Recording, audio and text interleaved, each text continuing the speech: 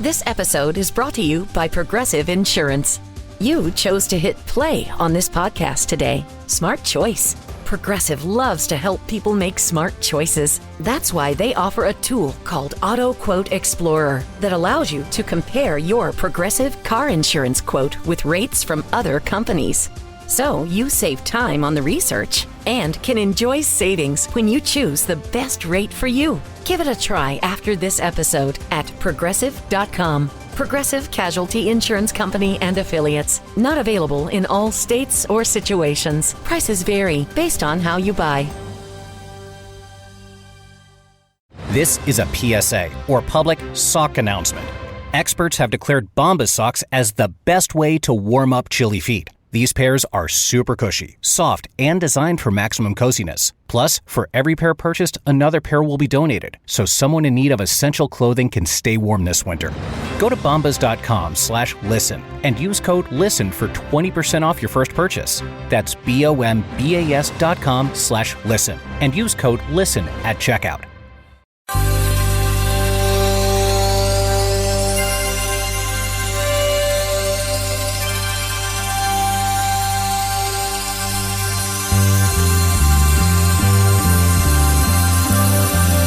It's the Bob and Tom Show.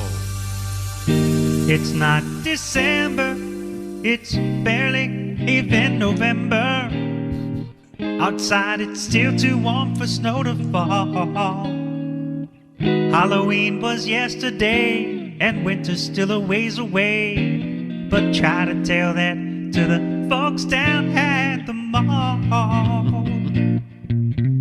Jesus in his manger cradle, plus a little token dreidel in a big display next to the Cinnabon.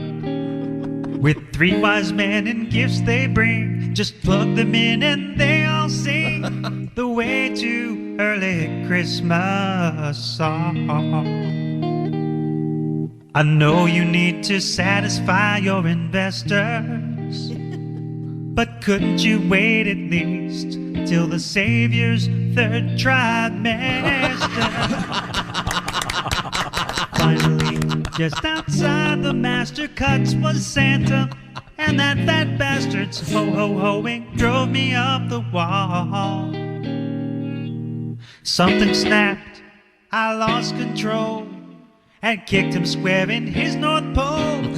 And as he dropped, I decked him in his arms.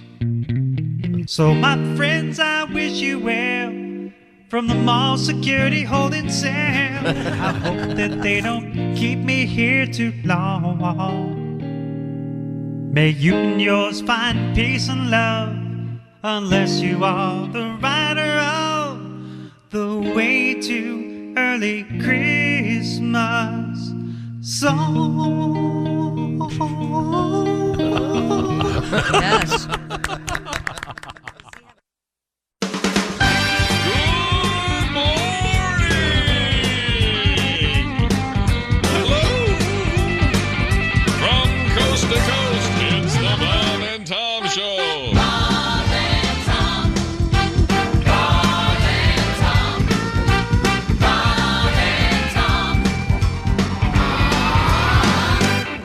Many portions of the upcoming program have been pre-recorded, meaning they've already happened.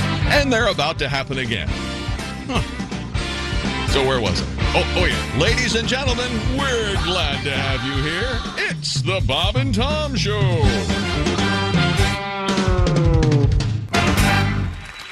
Literally just sitting down in the studio. It's comedian Nikki Payne. Hi, Nikki. Hi. Now, I feel like I know you because I saw you on Last Comic Standing, right? Yeah. Okay, you want to lean over to that microphone and talk? Yeah. Right? Okay, there we go. Are we on? Yeah, we're on. We're on. We're on. Oh, yeah, we're on. Yes, we're on. Don't say anything bad. I'm from Canada. That's how natural this show is. You know, we're actually on the radio, so don't blurt out anything odd. You had a very unusual set on Last Comic Standing in that it had a big visual payoff at the end involving you lifting up your shirt. Yes.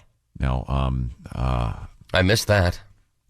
It was real funny, and obviously can't be recreated on this show, so it's a pretty smart way for me to start the interview. Why can't it be recreated?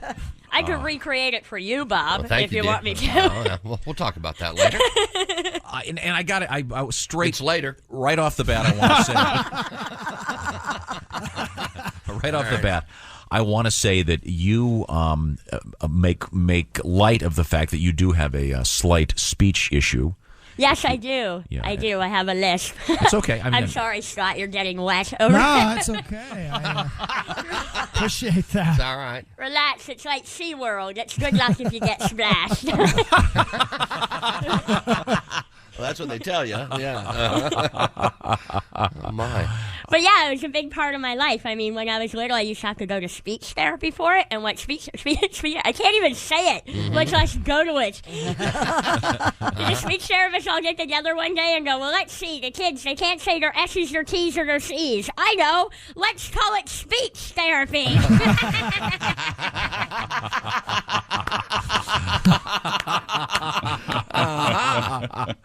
Okay. So did you feel like you were being isolated, or did you feel, hey, this is cool, I get to get out of class? Well, yeah, it was pretty cool to get out of class, but unfortunately, I would get out of class to go to speech therapy, and basically, like a speech therapist, I don't know what speech therapy is like here in America, but in Canada, it was pretty bad because this lady would take me out of class every day, and she'd get me to say words over and over again until I said them right. Right. Only she'd get me to say words like wagging, wagging, wagging.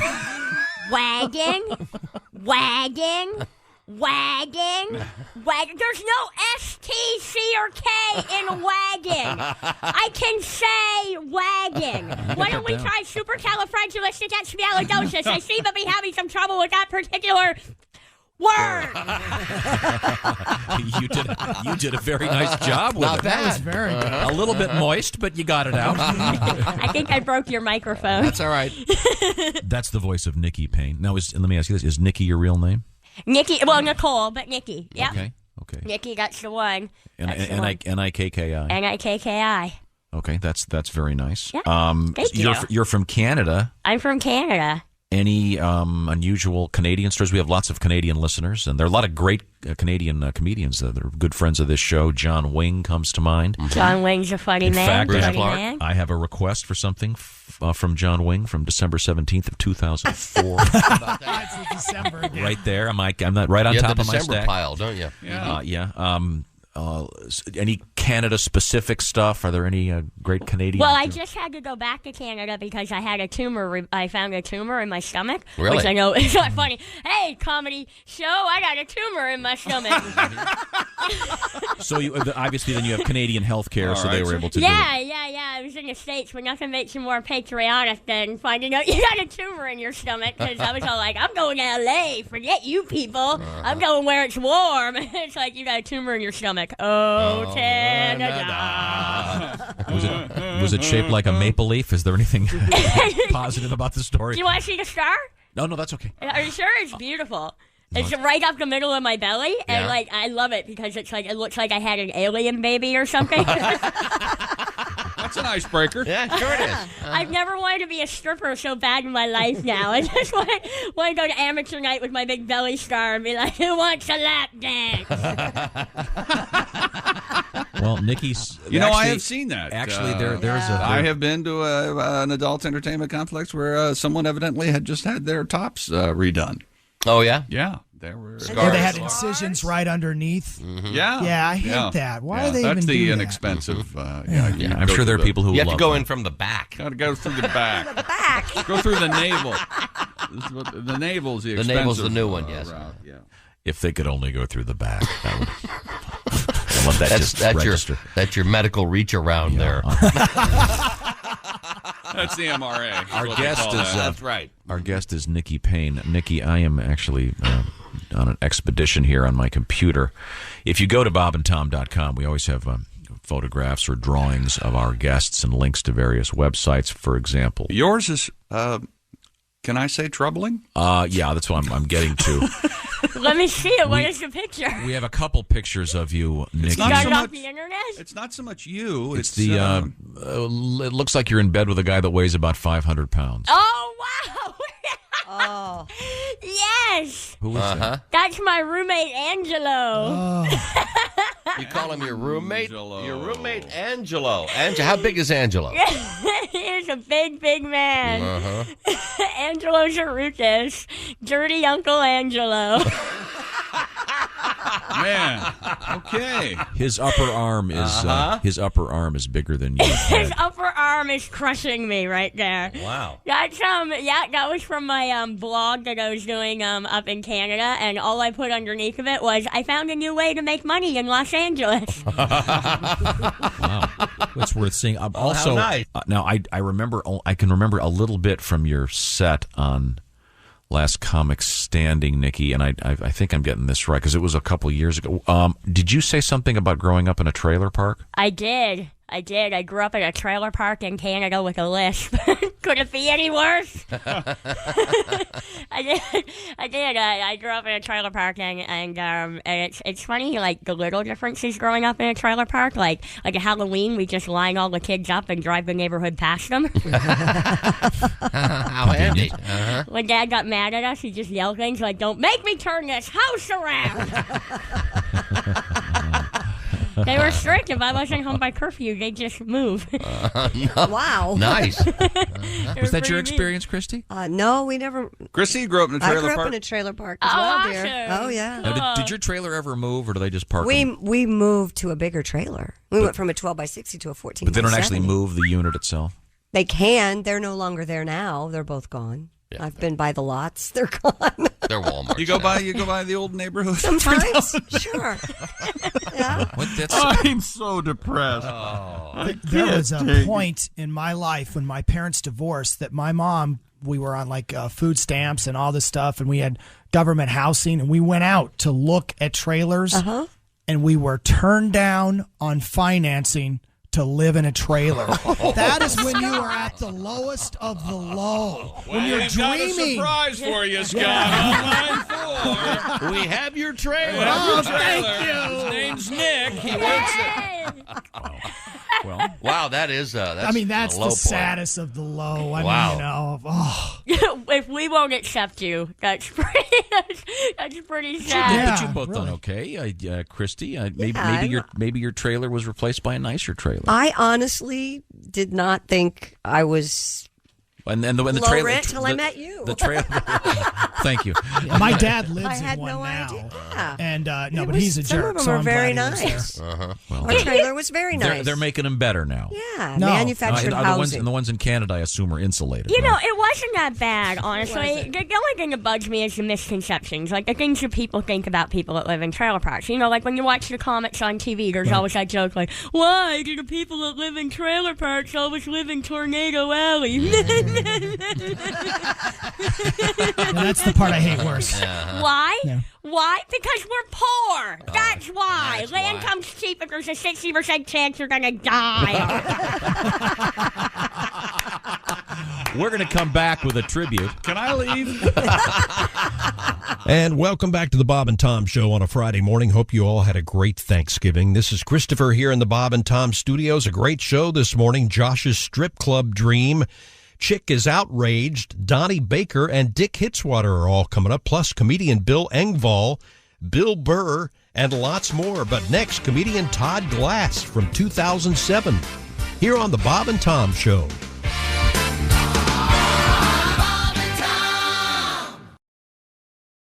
This episode is brought to you by Progressive Insurance. Do you ever think about switching insurance companies to see if you could save some cash?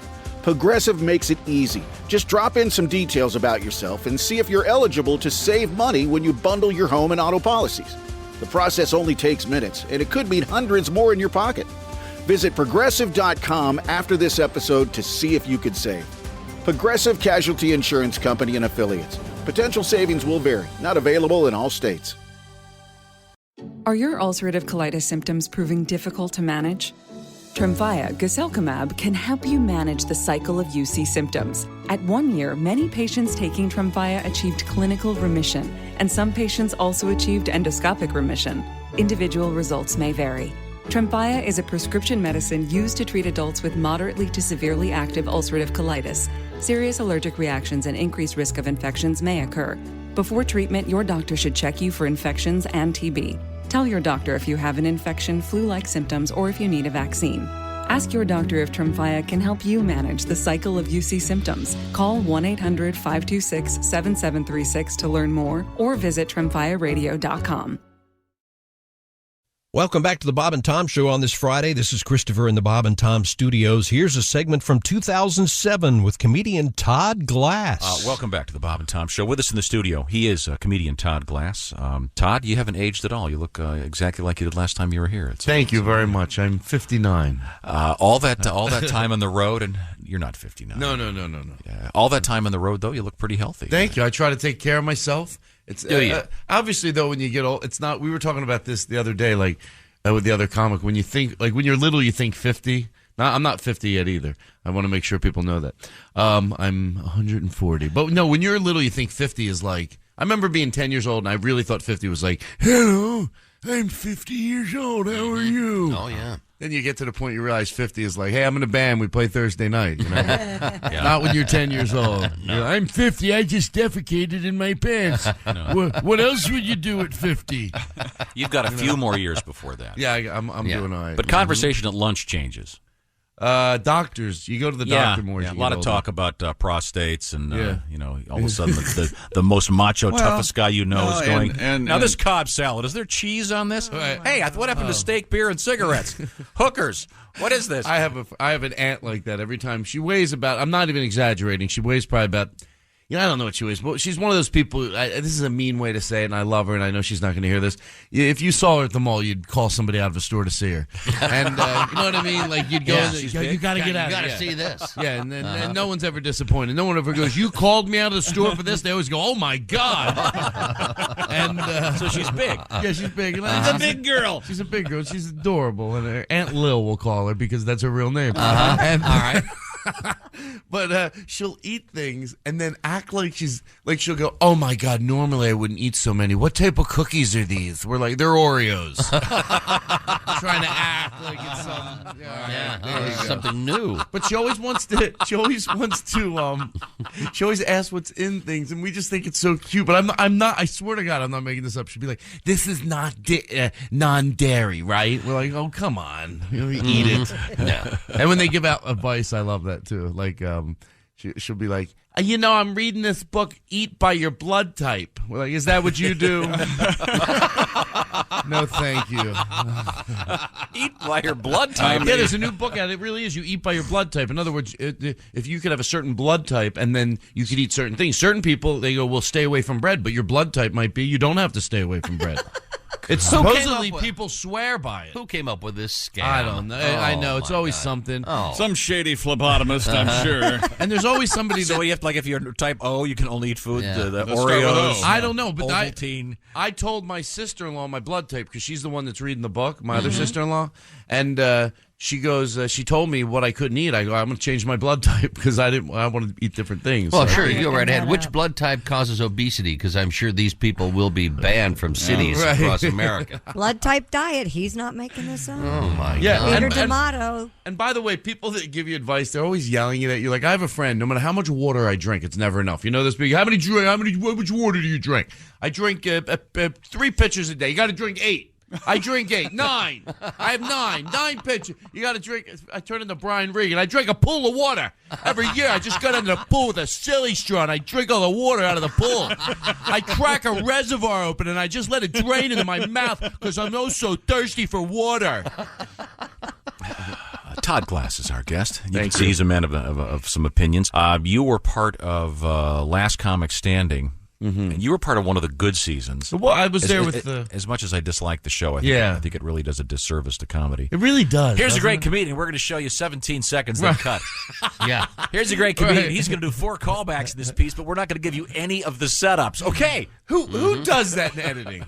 You know what? Let me tell you, you just hit a chord because me and my friends would be like, that is not an opinion. That's wrong. That's wrong. You cannot put... and they do that all the time. They'll put a reference to something that, or a punchline you've given that's a reference to something that you have to have. I can't explain it very well. I know what you mean. They think because they can make a clean edit technically that it makes sense. And it doesn't. People are at home going, what? I'm missing something. Even if they can't put their finger on it like you're able to and go, oh, that's probably a callback to a joke. They're just sitting home confused. But overall, I was glad I did the show. You know, it was a fun experience. But there are comedians out there, and I really actually enjoy this when a comedian has like a line that everyone is obviously emulating. Larry the Cable Guy, he's got the get her done thing. And Larry was our guest just the other day, and I think he's fantastic. And that was a very organic thing with him, and he doesn't overuse it. But there are guys that think they have a line, and they just use it a lot, and it's utterly meaningless and not funny. Right. Yeah. It's like something like, well, I'm telling you, that's the way I rock and roll. It's getting hot in here. Yeah. All righty. It's getting hot in here. They just keep saying, What happened? By the way, Chinese people, and I'm not being disrespectful because they do say what happened. Like, they'll go, what happened? I don't know why, but they do it. Like, my friend's girlfriend is Chinese, and if we're driving in the car and she sees a car accident, she'll go to the officer. Like everyone else knows, don't ask the cop. He's probably asked this a million times. There's an innocence about them. She pulls up, rolls down her window. We're like, she's not going to ask. She should go, officer, what happened? All right, please. You know, what happened? Oh, my God. Can I tell you a quick story about getting... Go ahead. I don't... See, a lot of times, obviously, you know, we come in here, you exaggerate stories once in a while, but when it's not an exaggeration, I'm telling you this is not exaggeration. Me and my girlfriend are on our way halfway from Los Angeles to San Diego. There's this thing called a watermelon festival, right? And... halfway there, we get lost. And basically, they grow a lot of watermelons up there. So they have watermelon seed spitting, watermelon eating. But it's basically a carnival. But they call it the Watermelon Festival. Gotcha. Halfway there, we get lost. And my girlfriend pulls into the 7-Eleven and is driving straight towards a group of black people. And I go, you are not asking black people directions to a watermelon festival. Which, by the way, I don't think is prejudice at all. Matter of fact, I think it's sensitive. It's understanding they don't know us. We don't know them. Yeah. You know, I'm not going, you just don't do it. She goes, why? Why? Are you shrimping me? You are not. There's no way we're pulling up there. I had nervous. I start to sweat. Let me tell you something. Here's how respectful I would be of that very touchy situation. I wouldn't ask a black person directions to a watermelon festival if they had a Watermelon Festival T-shirt on from the year before. I'd still think I was getting set up. That's true. Just don't do that. Yeah, there's certain things you just don't do. He is Todd Glass. Thank you very much. Let's review your background, Todd. You are a single man. Is that correct? Yes, I am single. But I did hear you say you were driving across the country with your girlfriend. Yes. So how's that going? It's going good. Is this a long-time girlfriend, or is this a relatively new? No, it's not. This was actually a girl that I was dating at the time. I'm not with anybody. As you older you get, it gets harder to be with somebody. Yeah. If you're not with somebody already, you know, you get. First, I don't think women are any crazier than men. I really don't. I think just everybody's screwed up, and it's just easier to be screwed up when you're single. Yeah. When you meet people, you realize, you know, you have a problem. You know, I get mad at her. I can't believe you didn't dry the sink out. You know, and I think that's right. I think I'm right. Any normal person dries the sink. You don't leave it wet like a freak. Yeah, I do. I have this theory. You have some problems. Who dries the sink, her or you? I do. You dry the sink? I'm very clean. I'm very anal retentive. Yes, not even that. It's like I think everybody likes to be clean. Do you squeegee your shower? I dry it with the towel. But yeah. Just do you have a glass shower or tile? Yeah, glass. Because you know what it looks like. Sure. Oh yeah, a little glass through glass. Oh, I like that. That's like something like a 9-year-old person, like my grandfather would do. Like, you know what I mean, like the old. The old ringing of the bell. Oh, I forgot. No, your name is Todd. I didn't even get that. I'm sorry. Oh yeah, that's Todd Glass. No, I have a glass shower door, and when I moved into the house, the guy goes, "Hey, you have to squeegee the glass every day." Like, what? Yeah, you don't have to. You don't have to. You can do it. You can do it once a week if you like. The shower's not going to stop working if you don't do that. No, but I do. So I've got a squeegee. So got to get out of the thing. And you got to wait like 4 minutes. He said. When I was little, I used to see the guys doing the squeegees, and 4 minutes. Why? Because there's still moisture in there. You got to wait for you got to open the door, leave it open, wait 4 minutes, go back, and then you've got to. You know what? You used to irritate me. Now I just feel bad for you. You can squeegee it right then. No, you can't, Bob. Yes, you can. No, you can't. Squeegee it right away, Bob. The moisture in the air goes back in the glass, and you got to. No, he's got a point. Are you hearing this? What's wrong with what he's saying? All I picture, he's got probably a nice bathroom. One of those rich bathrooms. I do have a very nice bathroom. Yes. No bathtub either. What do you have? big shower. Yeah, that's all No you bathtub. need. You don't need a bathtub. No, anymore. my girlfriend, old, I mean, she's old. She's 70. You don't mean long time, you mean old. Yeah. She used to want me to take baths. And I know this is a weird way to explain it, but I just Yeah, felt I like know. an oversized galook sitting in there. Like, I just didn't enjoy it. I would sit in there for a minute. I'm like, all right, let me get out of here. Get out of take a here. shower. I'm soaking in my own juices. Yeah, that's no good. Yeah, I'm not a bath man. Yeah, but you have to have at least one tub in a house, or the realtors won't talk to you. But I read that Now, screw the realtors. The average bathtub in America is used Good luck selling three your house. I'm not going to sell it. 3 times a year. Do you have any tubs at all in your house, Bob? One, yes. Yeah, Do you squeegee naked? No, because you got to wait the 4 minutes. Oh, I do. Oh, absolutely. I squeegee naked. Are you squeegee too? I'll press my junk against the glass. No, you can't do just that, to leave the outline of it and then squeegee around it. See, no, I don't have where I shower. I don't. My shower, I don't have a door. I have a shower curtain. Oh, those are hard to squeegee. Do you have a shower? Oh, do you have a shower bathtub? I have a shower bath. Oh, see, I think those should be illegal. Well, that's going to be changed someday. I'm being told. those. So, but in in the adult bedroom where my wife sleeps, that they have the. I hear they have the glass door. If I was thinking about this the other day, and I didn't talk about it on stage because I thought it was too it was like bathroom jokes, but really, if you think about it, the whole bathroom situation today, like public bathrooms, it's archaic. Mm-hmm. Like, and I think it's what I call waking up asleep in line. People put up with it because they think they have to, but every restaurant, if I had a show on TV, which I might soon, called Todd Glass Saves America, I would say boycott any restaurant in 3 years if they don't have private bathroom stalls. Think about it. It's 2007. Maybe this says it better. I know I go long-winded here. But the way bathrooms are now is what we should say back remember when. Mm-hmm. Remember when bathrooms a long time ago, you just had the metal dividers and they were that's the way they still are. It's the most embarrassing thing to do. You ever go to an expensive hotel like the Ritz-Carlton, they have private bathrooms with it. Mm-hmm. That's the way every restaurant should be. I went to a place last week, they had a bathroom attendant. I am not making this up. It was at the Mirage, and in the restaurant they had a bathroom attendant. But the bathroom was 4 feet by 4 feet. Which means they know where it's coming from. I'm trying to say this politely. It's, when I leave, I can't go, where's that coming from? And give the guy a look. Yeah. He goes, I saw you, you saw me. Let's not joke around. Give me $1, I won't tell anybody. That's what you tip the guy. Here's $5. Don't say anything, yeah. No, it's more like an apology. Yeah.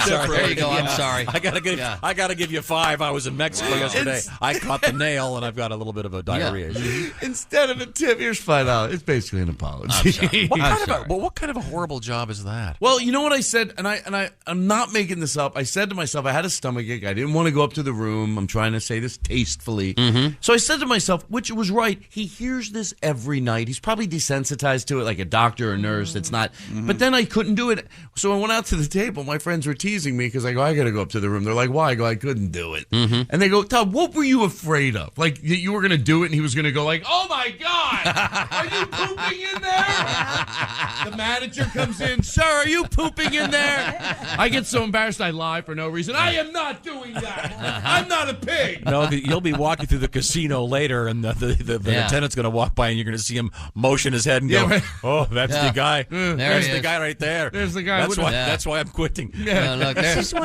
Todd ass. Yeah. Okay. So the bathroom attendant has an accent? Is that what I just heard? Well, of course. Well, it's a very high finding place. Oh, there he is right there. There he is. The one. Oui. Now, you said you have the same. We're not wrong, by the way. The whole bathroom, there should be private stalls. I'll give you another example. They don't, the pizza oven fans when you go, I think most people know what I'm talking about. Like when you go to a pizza parlor, they have that huge fan behind the pizza. Every bathroom should have one of those. Mm-hmm. At an airport bathroom, there's no reason to smell anything. How about when you go to someone's house and they don't even have a fan? Well, really? If your fan in the kitchen was broke, I really do believe this. A fan in the kitchen, you would have a carpenter out there within a week. You would apologize. Sorry, it smells like chicken. I got a carpenter coming Thursday. Somehow, poop wafting around the bathroom is all right. It's like a given. And how about when people don't have air freshener? Uh-huh. No fan, no air freshener. Do you not want people at your house? Have loud noise. You need things. Candles. A candle, anything. And a fan, yeah. No, in fact, that's what one of the contractors told me as I was building a home. They said you might want to put an old bathroom fan in your new bathroom. Why? Because they're big? So it makes noise. Ah. Yeah. Because in a guest bathroom, your guests like to have a noise or something going And he on actually to said cover that. up. Oh, yeah. They said See, because I think this is like, I guess because it falls into the bathroom, but it's seriously, it is crazy. It's such an embarrassing thing to do, yet you go to places and there's nothing. How about when they don't have the divide? You know the urinals now. Women might not know. Most women know that we have urinals in men's bathrooms. It's already an embarrassing thing, justifiably. It's not like anyone go, "Oh, come on, relax." No, we're a civilized society. You have to pull. What you have to do. How about, and it's a conscious choice when they call the carpenters in, hey, we're putting the bathrooms together, the plumber's here. Jerry, do we want the dividers in between the Nah. People don't care.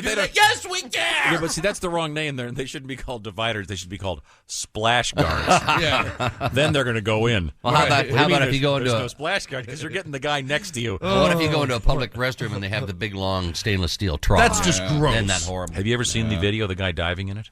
What? Oh, yeah, the Cubs game. Was it a Cubs game? Yeah, Wrigley Field. Wrigley Field. Mm-hmm. Oh, you mean he was excited? Yeah, I think it was a bet. It looks like a fraternity thing. Yeah. He's standing at one end of the urinal, and he just takes a headlong dive through the whole You've been at Wrigley, haven't you? No. They have the huge trough. Well, I know they do it. A lot of the baseball. Guy gets up and dives and slides. It's like a slip and slide. We have a call? Then he gets up, splashing everywhere. And then he gets up, goes back, and sits in his seat. Good morning. Oh, morning, Bob and Tom show. Hey, fellas. Hello. Hey, fellas. Oh, hi, Floyd. I've enjoyed your restroom program. Thank you very much. You see some pretty nasty restrooms in the truck when you're on the road? Truck stops can be bad, yes, indeed. Mm-hmm. Rest areas, they have to be cleaned by law twice a day, of course. Do they? But sometimes if workers are laid off, it can kind of get a sense of filth. You ever been to the Daytona 500? Yeah. Well, Daytona, there's certain restrooms there you have to accommodate so many people, but the commodes are kindly set up back to back where you got your back to another fella's back, of course. Oh, really? That can make for an awkward time. Yeah. I'll never forget my first time in there. Uh-huh. Tried to break the silence. I heard a plop, and old boy behind me said, "What's that?" I said, "You just sank my battleship." I'll be darned. They didn't much care for it. No, I guess not. Good night. Good night. Good night. Thanks very much. With us in the studio, comedian Todd Glass. Now, Todd, what else is he talking about these days? Anything else interesting on your mind? We've established the fact you're still a single man. You're traveling all over the country. You're working on some television projects. You've got a. When I wasn't here, I don't know if we talked about this. I did a show called Todd's Coma, which Adam Sandler produced, and it was basically a show where I was in a coma. I got hit by a bus after a show one night, and then people told stories about me, which led to flashbacks. Mm-hmm. And the flashbacks could be 3 seconds, they could be 3 minutes, and that was that show. And then that didn't sell, so. My mom doesn't get her facelift, which she's been begging for. And now I'm working on a show called Todd Glass Saves America, which is basically these type of things. Anything that bothers me, bad cell phone etiquette that people have is my new thing, or just the volume of their voice. Yeah, we have that. In fact, our whole album is entitled "We Just Landed" because we have a guy that tends to talk a little loud on the cell phone, calls us all the time. You've seen the guy on the plane. Oh, even with no cell phone, it's like when it's just. They're like, yeah, so anyway, I said to Jerry, if we're going to go down there, you're a foot from my head. And by the way, when it's another language you don't speak, and I don't think this is being closed-minded, it's worse. Oh, yeah. Now I don't even get the pleasure of eavesdropping. Yeah. I really hear the equivalent of blah, blah, blah, blah, blah, blah, blah. I don't want to hear about your boss for an hour and a half, all right? Just, you got to bring it down. It's what I call... people that aren't aware, because you can widen the scope of what this is about, that we share the planet together. It's like when the guy's on the plane, you realize why it didn't cost you $100,000 to fly to Florida, because we all chipped in. That's what I want to say. You do get that, don't you? You have to in your brain. I'm not right. Here's what I'm tired of. Well, this is my opinion. No, it isn't. You can't talk like that. One time I just started talking as loud on my cell phone to try to teach this woman a lesson. I go, anyway, she goes, I wasn't aware I was talking that loud. Oh, I really? go, well, then how'd you know I was mocking you? Are you that paranoid? Good for you, Todd. One more.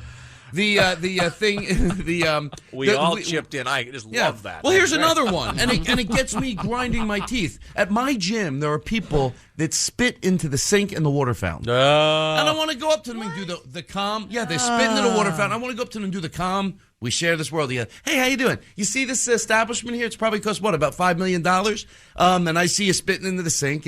You do have to wonder why a $4 million building like this only cost you about $1 a day. Yeah. I'll tell you why. Come over here. Because we all chipped in. I paid, he paid. It's not your gym. If you want to spit into the sink, save up $4 million, build your own gym, and then spit everywhere you want. We have more of the Bob and Tom Show on this Friday morning. Stupid World Records, a giant pumpkin, and Dick Hitzwater are coming up for you next. This is the Bob and Tom Show.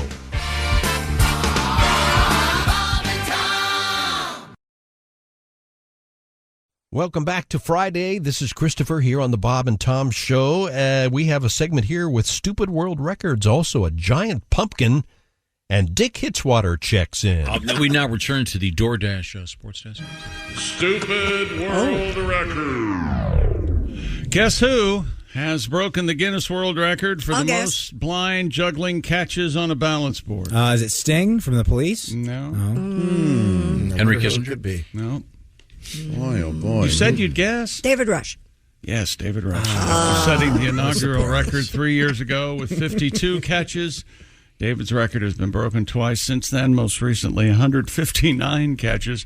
David reclaimed the record after climbing atop a balance board, putting a billfold on. That's a blindfold, actually.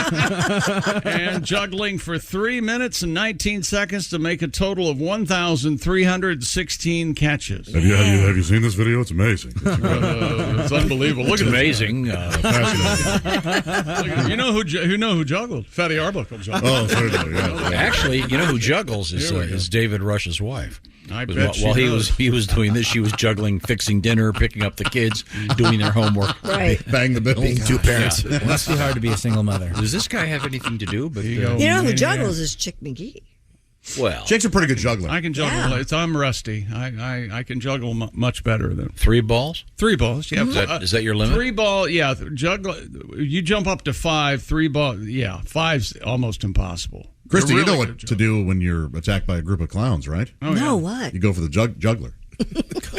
I was close, wasn't I? Yeah. So close. Really aced it up.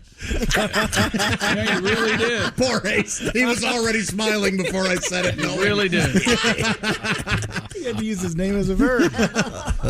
Well, I think, this has ever been on one of those balance boards, Christy? Yes, I have. That's not easy. Yeah, it's like there's like a round log, and you get in the board, and you got to... I'd fall immediately. How you train for athletic events or balanced board? And we used to have twirl one. your ribbon. No kidding. Throw your ball up in the air and stuff like that. You mean you and Kelly had one?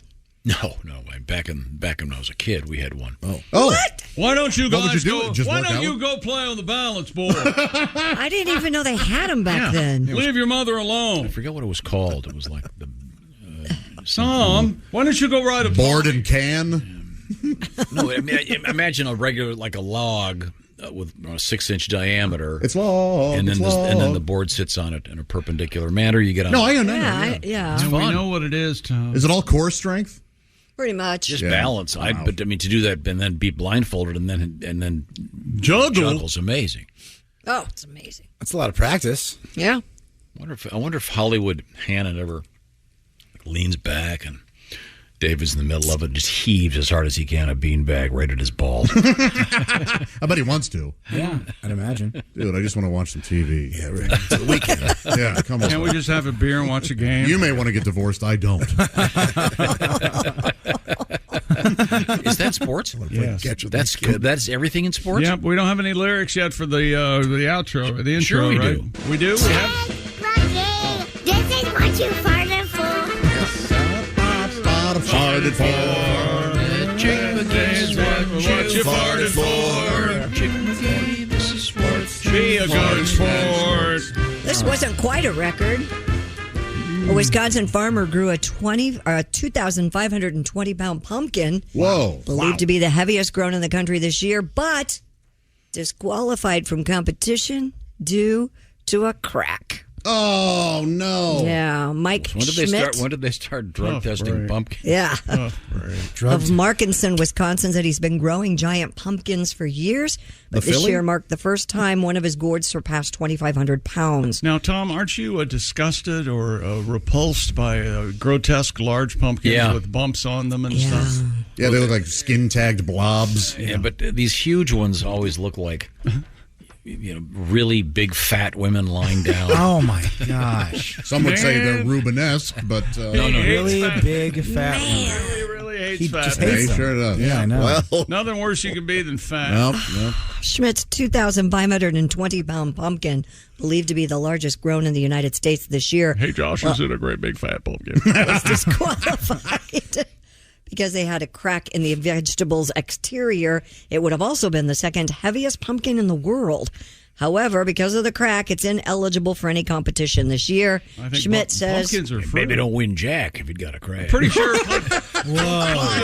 Who was that guy? I don't know. Pumpkins He's one of the are- judges, That's the apparently. county fair judge. Yeah. It's not a vegetable. It's a Maybe fruit. don't win jack if it ain't got a crack.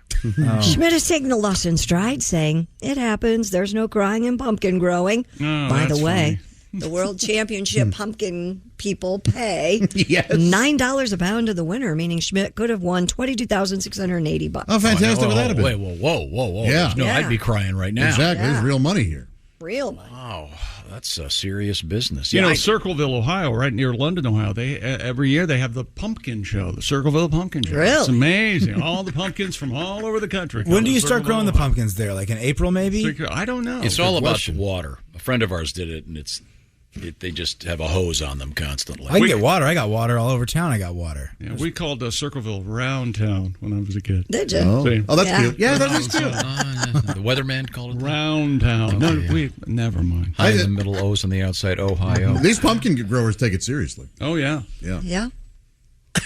Oh, I thought it was a setup, too. Well, earlier you were going, this is serious business, and I saw you reach for what I assumed was the Han rim shot button. And then Chick bored us with Circle Town. And I thought, Round Town. try to get you back to where. Circleville. That's probably someone from Circleville right now. Hello, Bob and Tom Show. No, it isn't. This is Dick Hitzwater sitting in for perfect. Chase Becker. I'm sorry, who? Who? Wait a minute. What? This is Dick Hitzwater sitting in for Chase Pecker. All right. And this is some other news.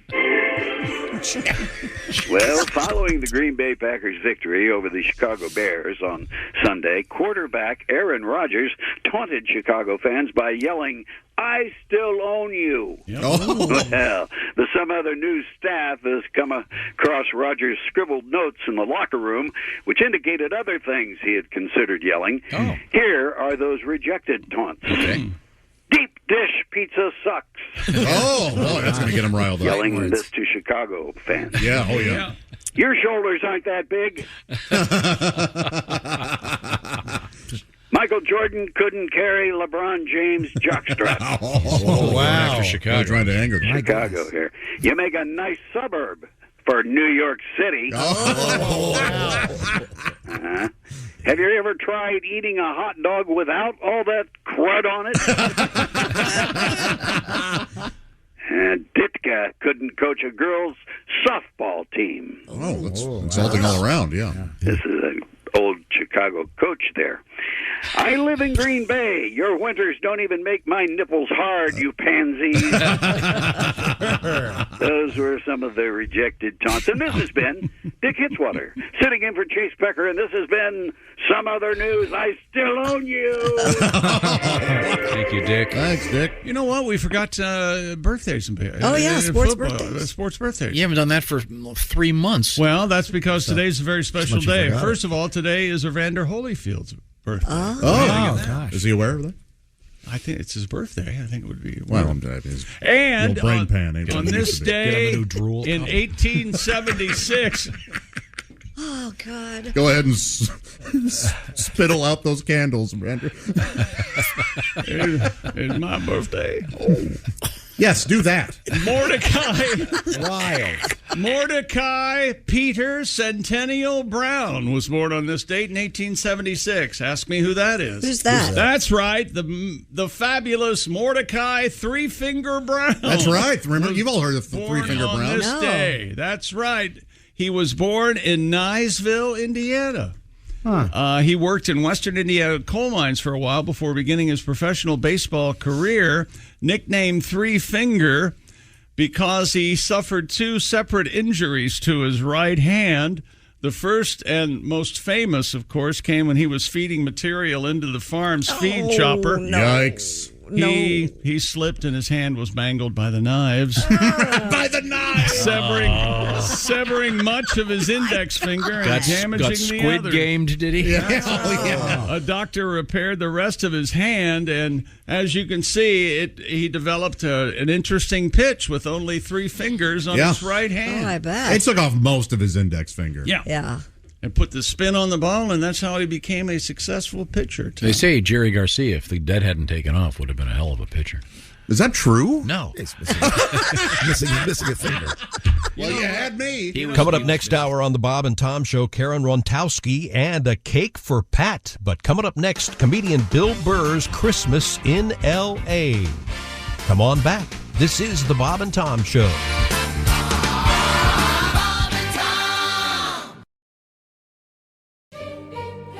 This episode is brought to you by Prime Video.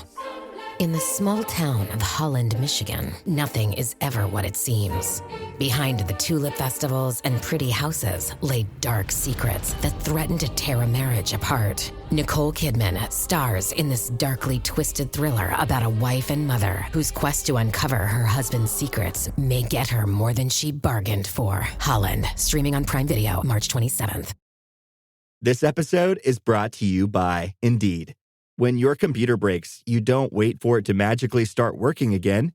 You fix the problem. So why wait to hire the people your company desperately needs? Use Indeed's sponsored jobs to hire top talent fast. And even better, you only pay for results. There's no need to wait. Speed up your hiring with a $75 sponsored job credit at Indeed.com/podcast. Terms and conditions apply. Welcome back to the Bob and Tom Show on this Friday morning. This is Christopher speaking. Great to be here with you. We have a segment here about Bill Burr's Christmas in L.A. Let's check it out. Bill Burr is hanging out with us once again. On tour. You got the holidays coming. I've taken some time off. Absolutely. I'm psyched. I live in L.A. now, and I've decided that I am embracing the holidays this year. Actually not going to be Scrooge, okay? And I'm not going home for them because when I lived in New York, I could just drive up to my folks' house. It was no big deal. But last year, I forgot how nuts it was at the airport. Like I went down there like the Thursday, Christmas on like a Tuesday. I went down there on like a Thursday. I'm like, this is great. You know, 2 p.m, no problem. I went down there, it looked like the government collapsed. Like everybody running all over the place. I was behind that guy who doesn't have luggage. He's got like the beat up cardboard box with the duct tape, and it's too heavy, and he's pulling like roosters out of it and stuff. It's just like, really? Where are you going? Where are you going? You know what I mean? People don't want those gifts, honestly. So now, mail him some seeds. Yeah. Who's in L.A.? Who's in L.A.? It's just me and my girl. So all that's right. it, though. I mean, That's it. Are you gonna It's great. Nothing like a nice sunny Christmas. Dude, I'm 40 years old, man. I mean, what are they going to do? Get me a racetrack? It's pathetic. It's one of those deals where I don't have any... Yeah. Like, my parents just kept saying, like, well, you know, until you get married, you have kids, just keep coming back. And I did it. I did it right through 39. And then I was just like, it's like, come on, man. Honestly. Am I really going to sit around and wait for you to take out this? I want to have my own Christmas Why on not? some level. Yeah. Plus, it's a hell of a lot cheaper. Yes, I it got is. a lot of relatives. Now, let me ask, are you you're in Los Angeles. Are you going to get a real Christmas tree? Do you have do you live in an apartment or a house? I live in an apartment. You going to get a real Christmas tree then? Yeah. I did it last year, but I gotta watch because I always end up feeling bad for that little loser Christmas tree. Sure. The Charlie Brown Christmas yeah. tree. Yeah. Exactly, yeah. The last kid picked in gym class, Christmas tree relating to it on some level. Yeah.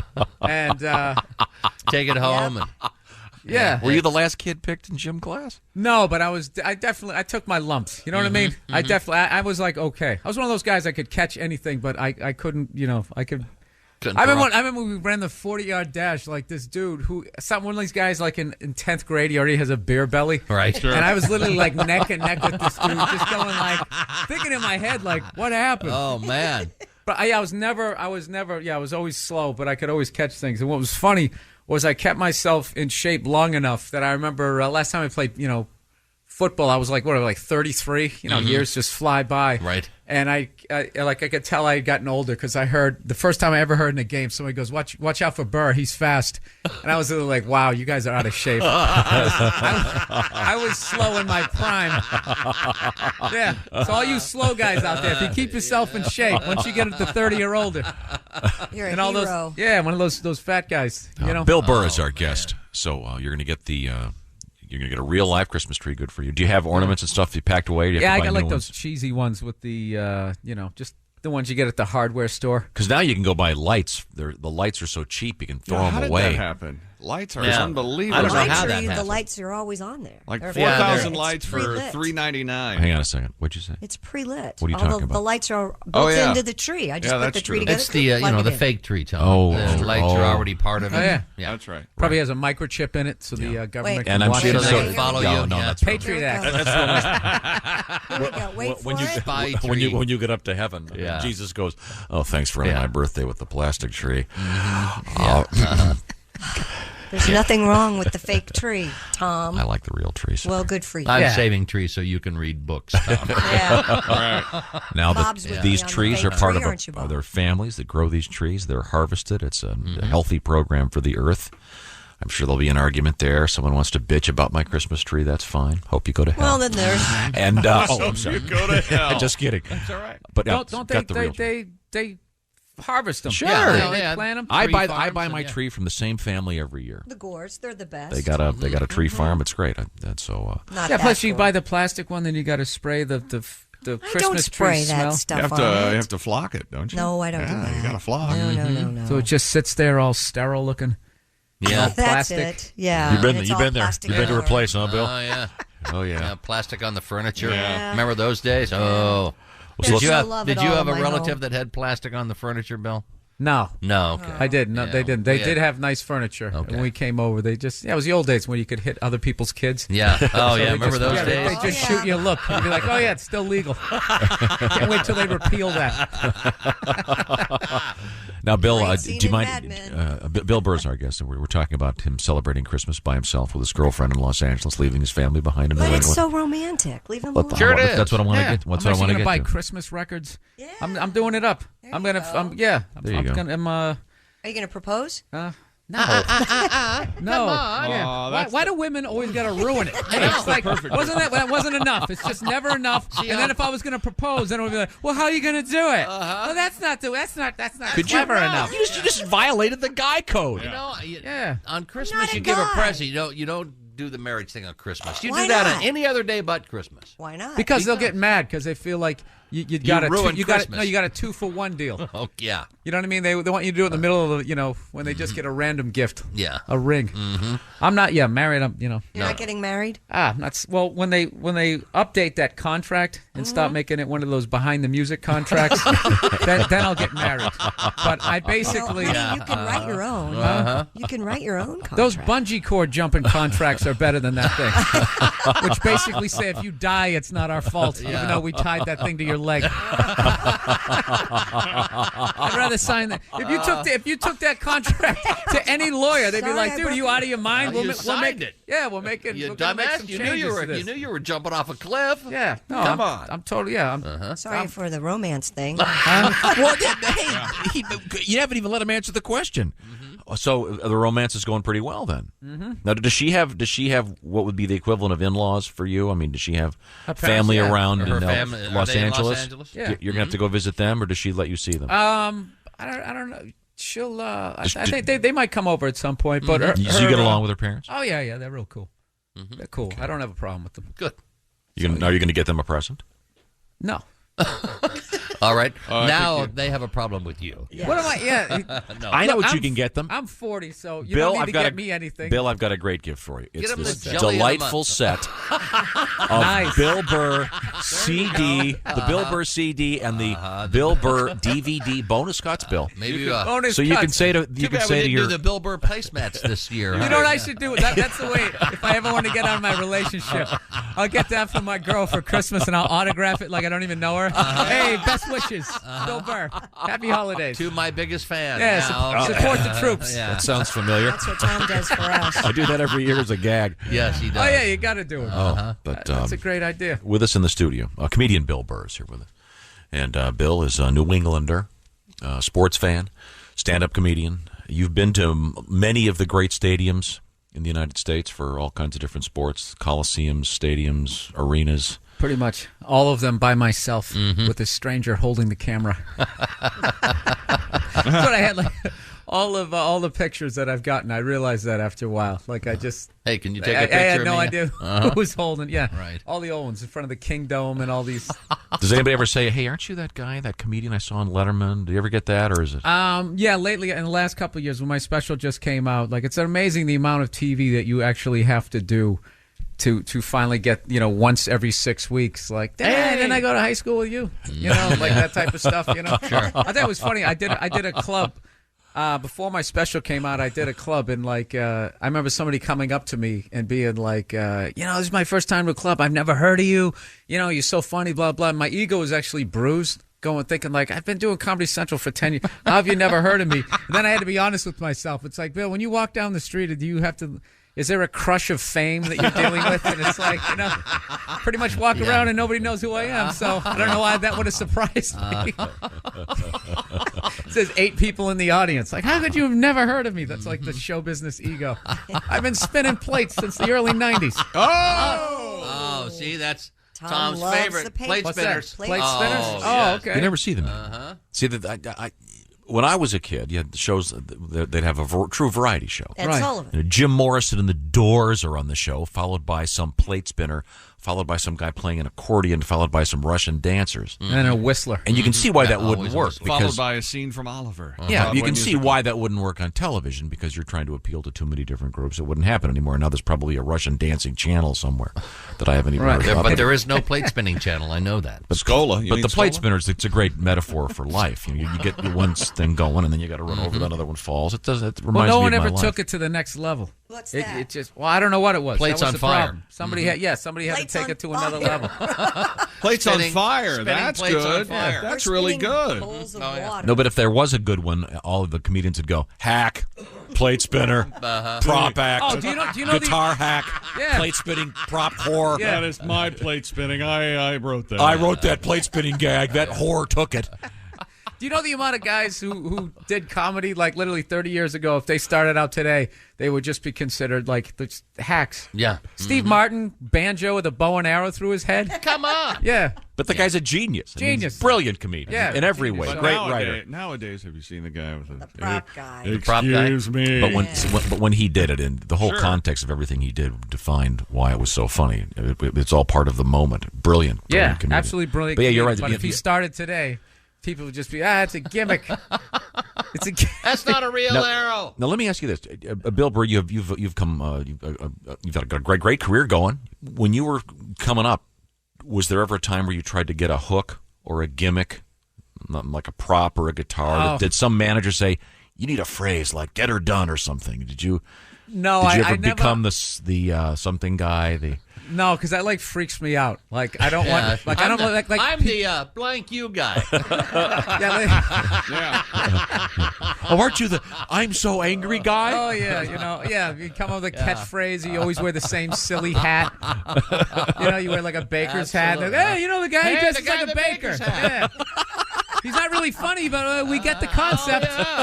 Yeah. You're baking up some jokes. Yeah, he always talks about baking bread. That guy. An hour of baking bread jokes.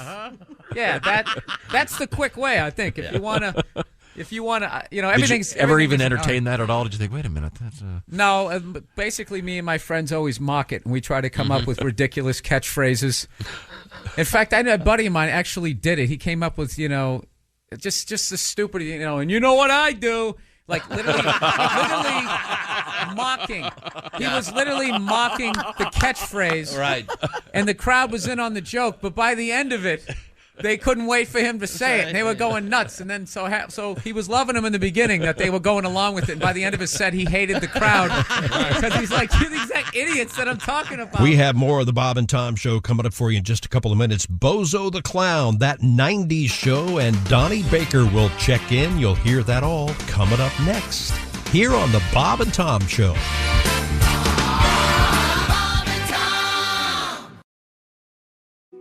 This episode is brought to you by Coffee Mate. After watching this season of the HBO's original series, The White Lotus, this is the tropical getaway I needed. One more pina colada, please. Hey, you're not on mute. Oh, I thought I was in paradise. Turns out, it was my Coffee Mate. Coffee Mate Pina Colada and Thai-iced coffee-flavored creamers. Inspired by the newest season of HBO's original series, The White Lotus. For the love of coffee. Try now. Here at the Almond Joy Factory, where tropical vibes abound, we use soft, fresh-tasting coconut. The crunchiest almonds and delicious chocolate candy. Ah, but do you know what our most important ingredient is? Sometimes you feel like a nut. Sometimes you don't. Almond Joy's got nuts and something even way better than that. Yes, Almond Joy is made with almonds and joy.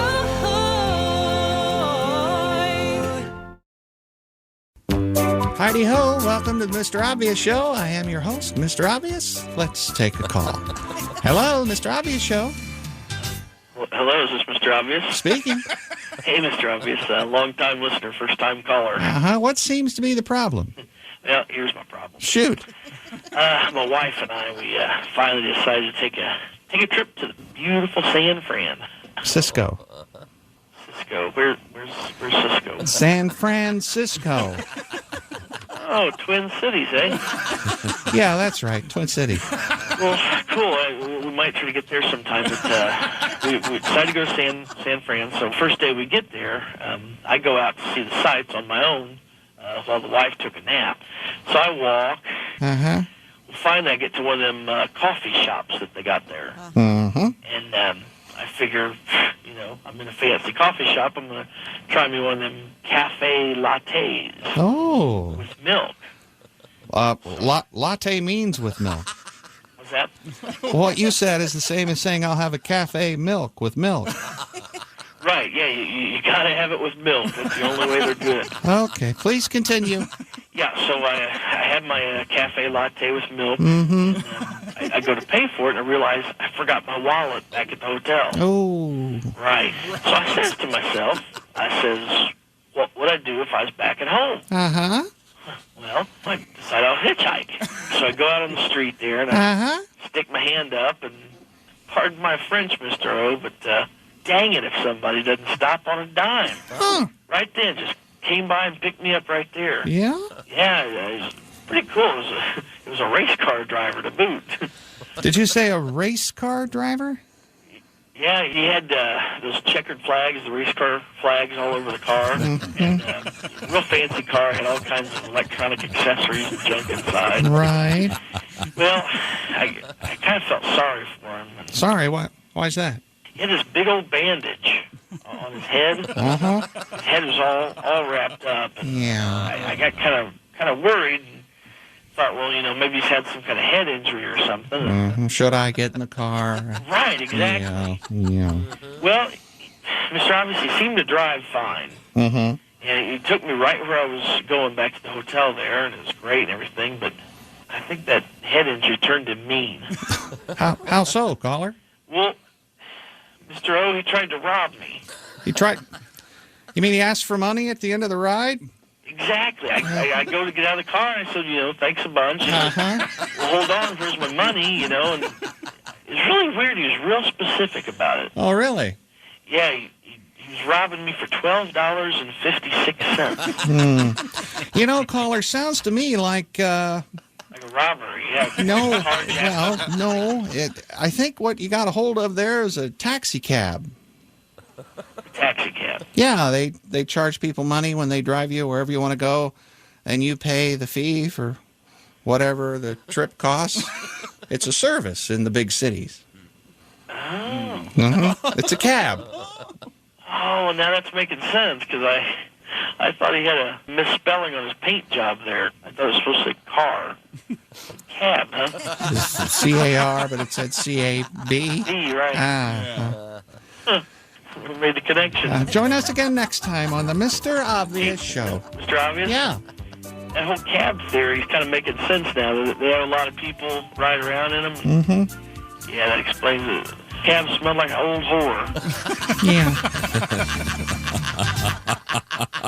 Smells like an old This is the Bob and Tom Show for a Friday morning. This is Christopher speaking. Hope you're having a good long Thanksgiving weekend. Right now, a segment with Bozo the Clown, that 90s show, and Donnie Baker checks in. There's Willie Griswold. Hey, and man. there, ladies and gentlemen, is Tom Griswold. I was expecting a big time, and no, we didn't get it. Haven't we gone over this? this? It And is now now officially dead. Yeah, that's just gotta go. I got a letter here. This could be fun. Irritating point. Fun letter. This is from our pal Mikey, and the subject is I talked to Bigfoot. Oh.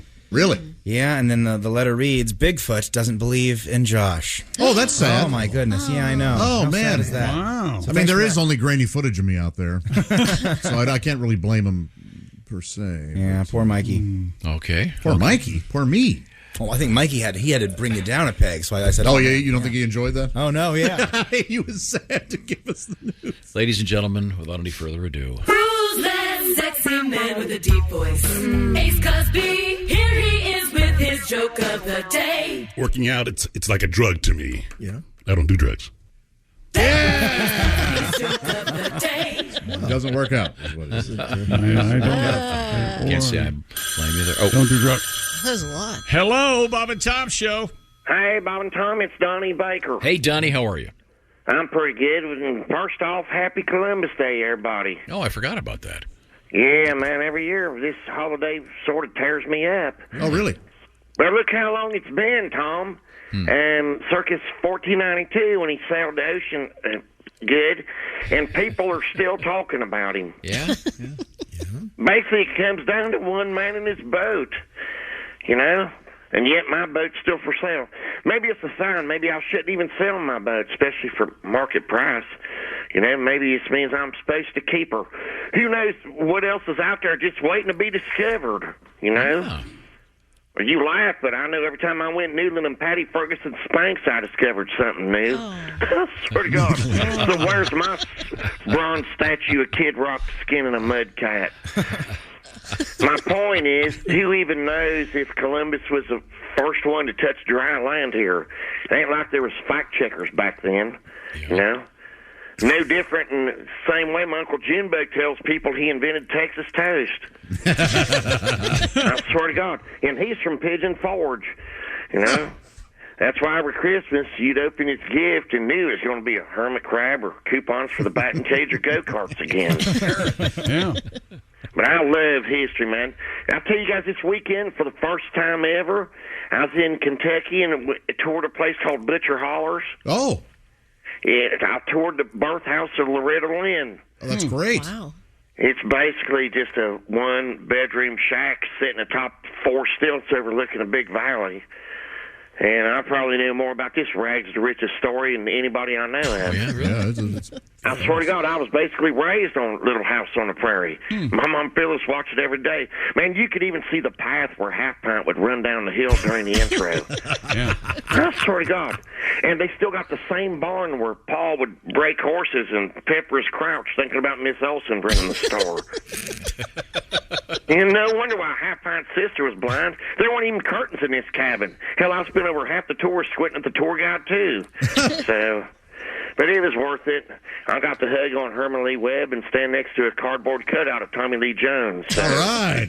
All right. my point is, never stop searching. Yeah. Especially if you got a boat for sale.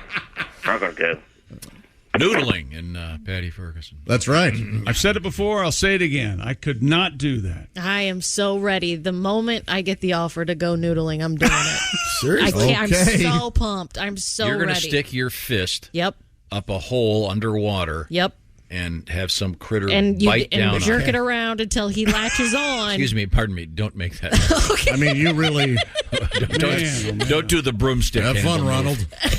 Yeah, I was talking of jerking it around. Jess, I think you could do this. You kind of have the vibes of like a river person. I could totally see this happening.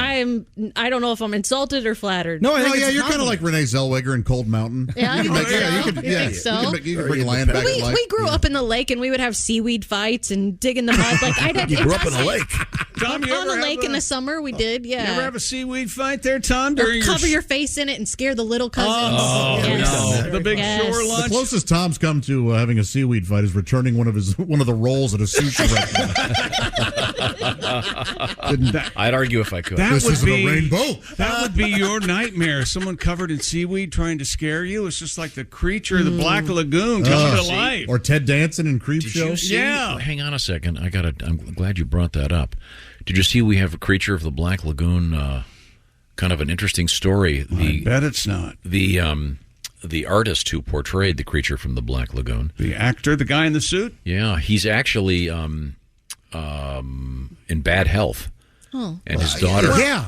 He's 100. Surprise is alive. Oh, my goodness. Just calm The down. surprise, the good news is he's in bad health. Do you know there are behind-the-scenes photos of the filming of The Creature of the Black Lagoon, and the guy's sitting with his co-star. They're having coffee and smoking cigarettes. I love those. And the body language almost insists that he's flirting with her. A little bit. In yeah. the costume. It's great. Yeah, well, it's a great movie. It was the first movie that terrified me as a kid.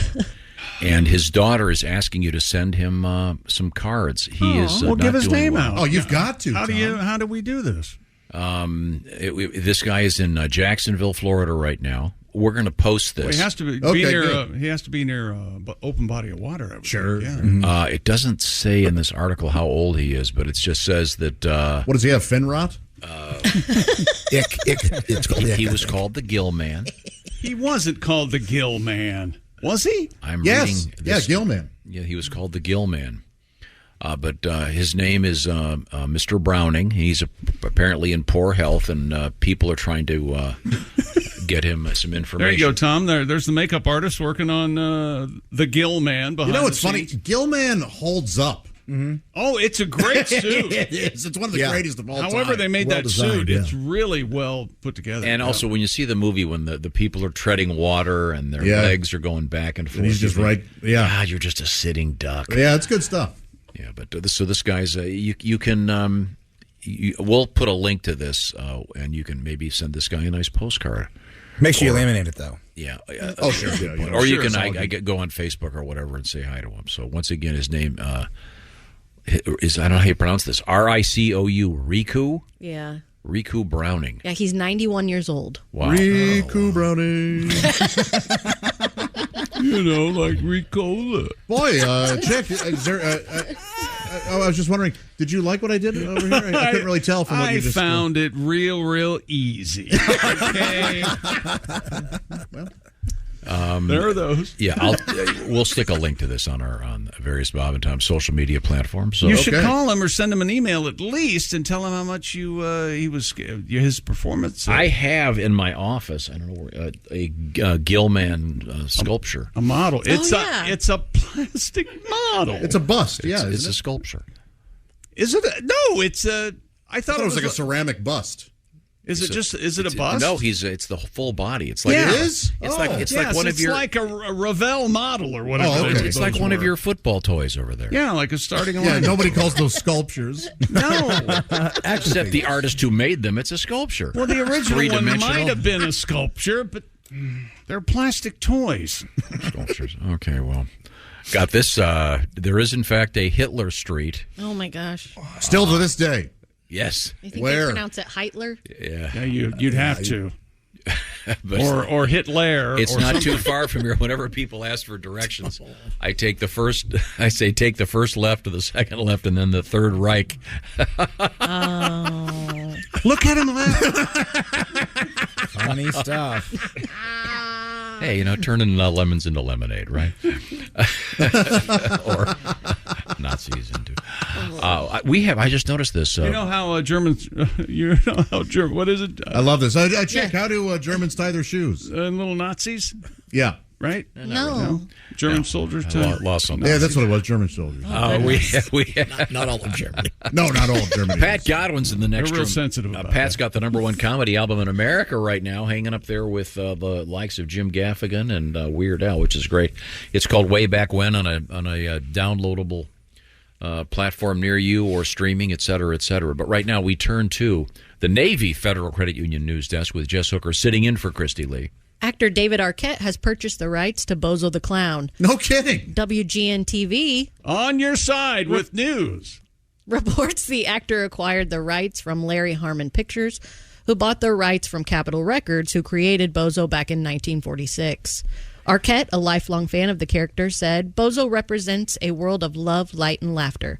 Something we can all use more of right now. No, that's nice. There's a great clip of him being interviewed on WGN. He has been in here. He is such a nice guy. Incredibly kind. Let me tell you something. If you've got some free time, go back and watch those Bozos on WGN in Chicago. They're so great. We loved them. Because Yeah. Bozo and his sidekick clown, Cookie, Yeah. they are having their own little show there while the kids are playing the grand prize game. And It's not exactly clear what he's going to do with Bozo yet. No, the actor intended to include the character in a circus interactive experience called Empire Circus, which debuts in Brooklyn, New York this November. Okay, so Bozo may be a part of it. Yeah. And he's got really, I mean, he has clown hair, but it's really iconic the way his hair is. Oh, yeah. It's like a mustache, like a handlebar hair. It kind of is. Yeah. It sticks way out, kind of like a Larry Fine kind of. Yeah, it's great.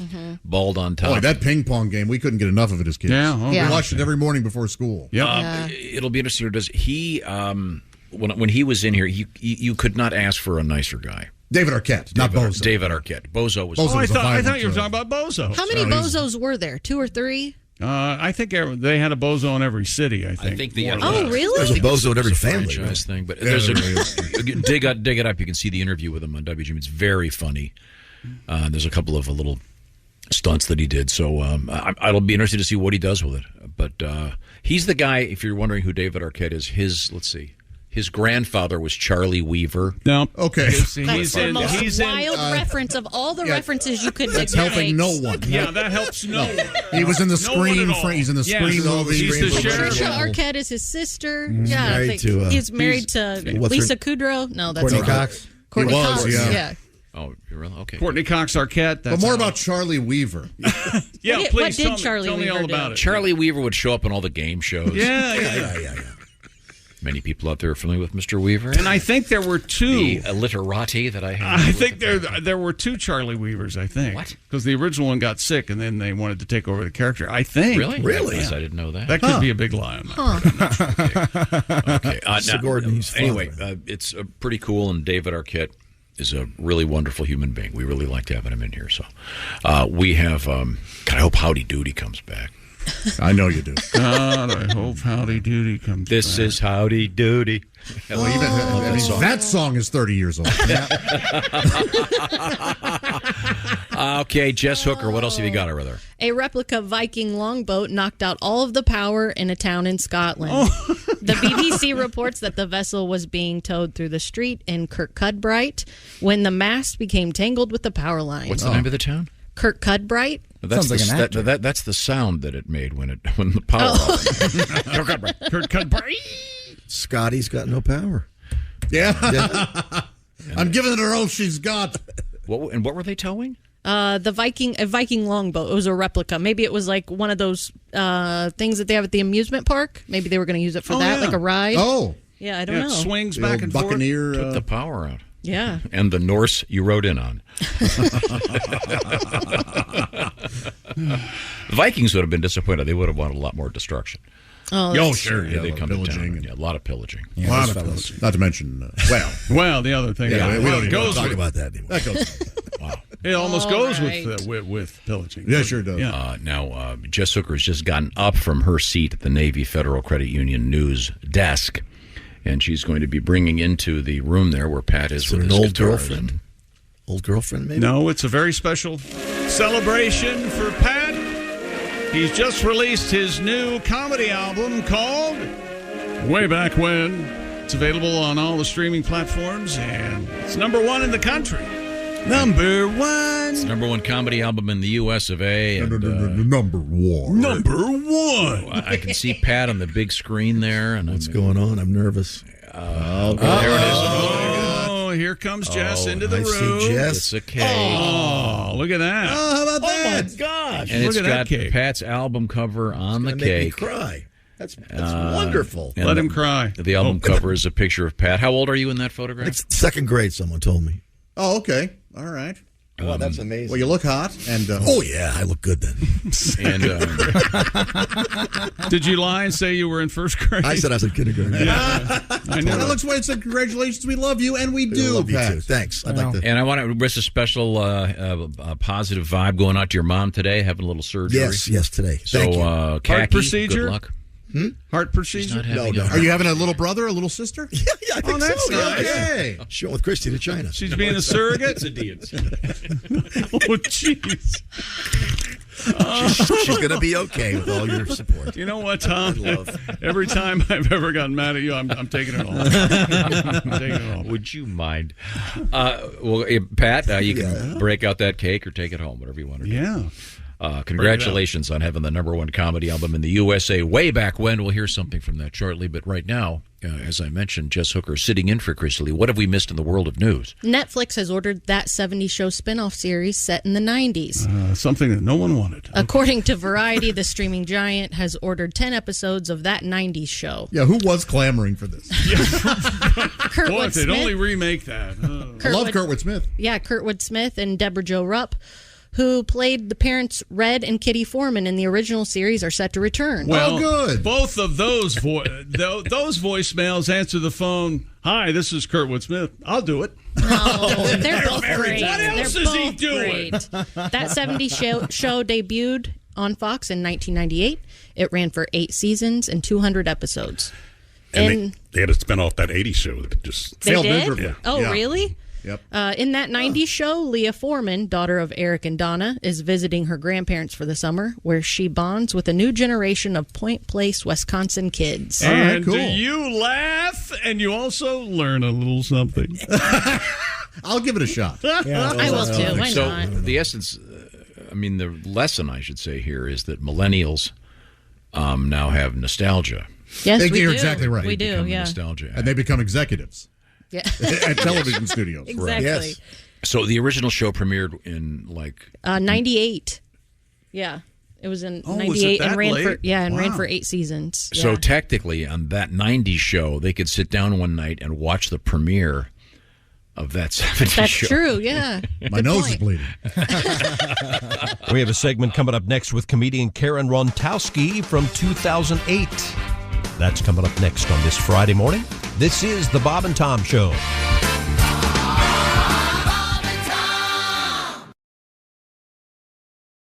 Welcome back to more of the Bob and Tom Show. This is Christopher here in the Bob and Tom studios. How about a segment on this Friday morning with comedian Karen Rontowski from 2008? We have a guest in the studio. She is Karen Rontowski. Hello. Welcome back, Karen. Thanks for having me. Been a while since we've seen you.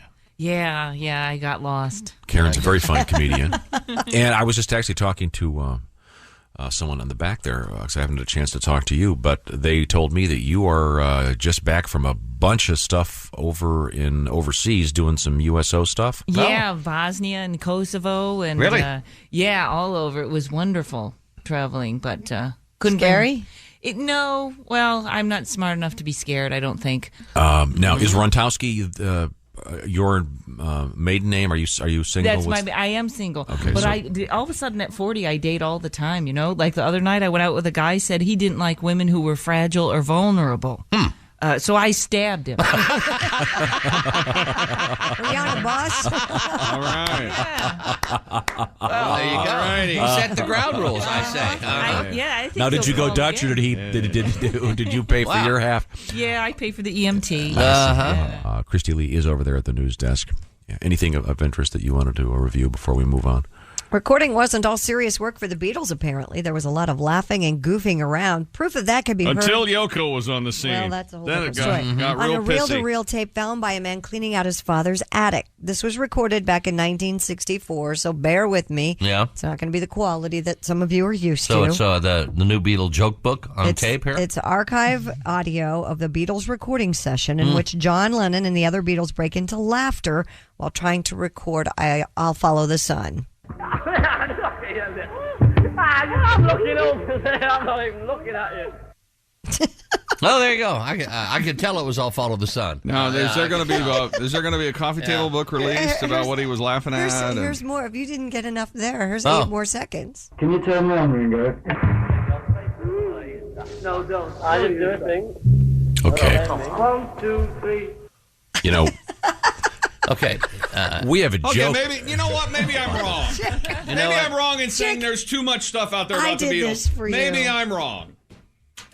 Maybe I'm crazy. The half-hour tape also includes versions of I Feel Fine and I'm a Loser. Oh, there's actually music on it? Oh, I yeah. noticed he cut it off after 1, 2, 3, 4, blah. It's expected to go up for $24,000 when it's auctioned who off wouldn't- on Tuesday. Who wouldn't want that in Yeah, their collection? No kidding. Well, there are people out there. you know. Uh-huh. There's no time like the present to be living in the past. It's Mhm. great. Agreed. That Oh, should well, be, maybe, that should be a tie-dye T-shirt. Maybe we could all ball you later.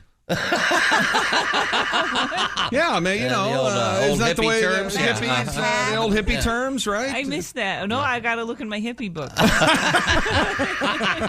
What does that mean? Isn't that Tom? Didn't you used to Be careful. She might stab you. Didn't you used to go by a friend of yours? Fall by. Fall by a Fall friend by a of yours pad. and Yeah, that's fall by is more of a 50s. grab a chick and yeah. you'd, Balling was more. That's more. Janis Joplin was the only person I ever heard use that. And What, the term balling? Janis Yeah. was a hippie chick, right? yeah, oh yeah, very bright young woman from Texas. But play it again. This is an actual release today. This is going to be auctioned for they think $25,000. $25,000. I'm looking over there. I'm not even looking at you. Wow, that is Yep, really not interesting. Mm-hmm. And if they think it's a revelation that the Beatles had a sense of humor, I guess they really weren't paying attention. Like all they do is the stand in a Beatles- recording studio Yeah. and sing that there's no No, talking that was or the whole thing laughing about or- the Beatles was how funny they were all the time. I mean, that's a whole different story. But it reminded me of this. First, there was the Beatles Anthology. Then came the Beatles Anthology 2. That would be followed by Beatles Anthology 3, and so on. Now, for the true Beatles fan, it's the collection you've been waiting for. A real behind-the-scenes look at the Fab Four. It's Beatles Anthology 43. Beatles Anthology 43, where you'll hear John, Paul, George, and Ringo in the studio, working on classic songs like Yesterday. Ringo, we won't be needing any drums on this. You can take a break. Listen in as Beatles roadie Mal Evans tunes George's guitar.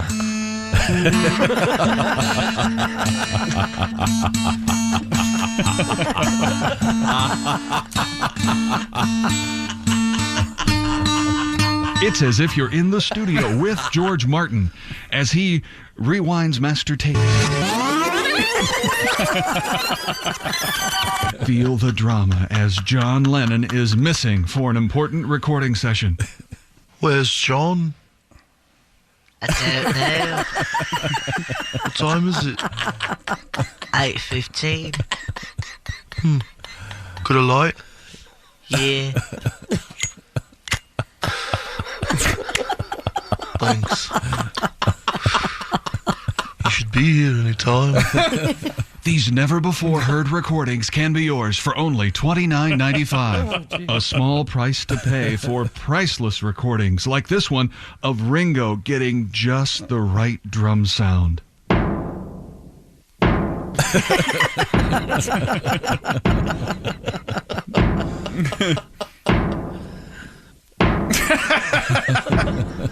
The Beatles Anthology 43.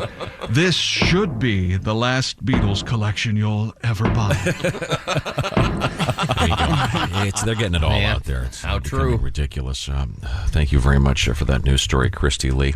Yeah, way to go, Christy. With us in the studio, Hey, comedian Karen Runtowski. Karen is a single woman. Single. Living in California. Living in California. Traveling a lot, though. Yeah. Yeah, All over the country. I am the only one that loves the hotels. They, like I was just in a hotel last week, and they had like 5 religious channels on their cable TV. Oh. Yeah. Yeah, that's 5 too many for me. Yeah, I know what you're saying. Yeah, I didn't know what they were. I turned them on. Some woman's reading off sins. I thought they were things to do in town. Hi, welcome to Chicago. Well. Yeah, this woman comes on the screen. She goes, the divorced Christian woman has to be very careful because men know she's been married and she's familiar. I never heard that word used like that before. I guess that's why everyone kept saying to me, hey, you look really familiar. Yikes. Oh, that is great. Karen Rentowski is our guest. Karen, this is a completely off the subject, but we have been talking about OCD issues for the Last past couple of few days. I don't know exactly how this started. You know what I'm talking about? Where you wash your hands a lot? Obsessive compulsive disorder. Which is what Tom does. He's I'm not. Tom has. He's a germaphobe. But I'm not that bad. Yes, you are. You carry a sanitizer around. You even have a spritzer sanitizer you carry in your pocket. Occasionally. Do you take a towel and open up doors with it, Karen? I don't, but my dog knows that when we leave to go for a walk, we have to go back in 3 times to make sure the stove is off, even though I haven't cooked in 20 years. Like I walk by and put it on my steak, So you see, he goes out, and then he loops around, and he goes one more, and he's ready. So. See, there we go. Now, Karen, you're very fit. Yep. I do yoga. You wouldn't believe where my foot was the other day. Really? Yikes. I'm just trying to describe you. You're wearing very large peace sign earrings. Yeah. And a peace sign bracelet. And I'm into all. I'm and like you a have flowers on your metaphysician. jacket. Yeah, that form a peace sign. Mm-hmm. And I'm into the whole metaphysical positive thinking. I read that book, The Secret, where you attract what you think about. Yeah. And I was thinking about a Porsche, and one hit me. Wow. You got to be specific. Yeah. Where was your foot then? We have more great stuff coming up on this Friday morning. Next hour, Chick is outraged and comedian Bill Engvall. But next for you on the Bob and Tom Show, Tom scares Chick, structured vacations, and Josh the masturbator. It's next.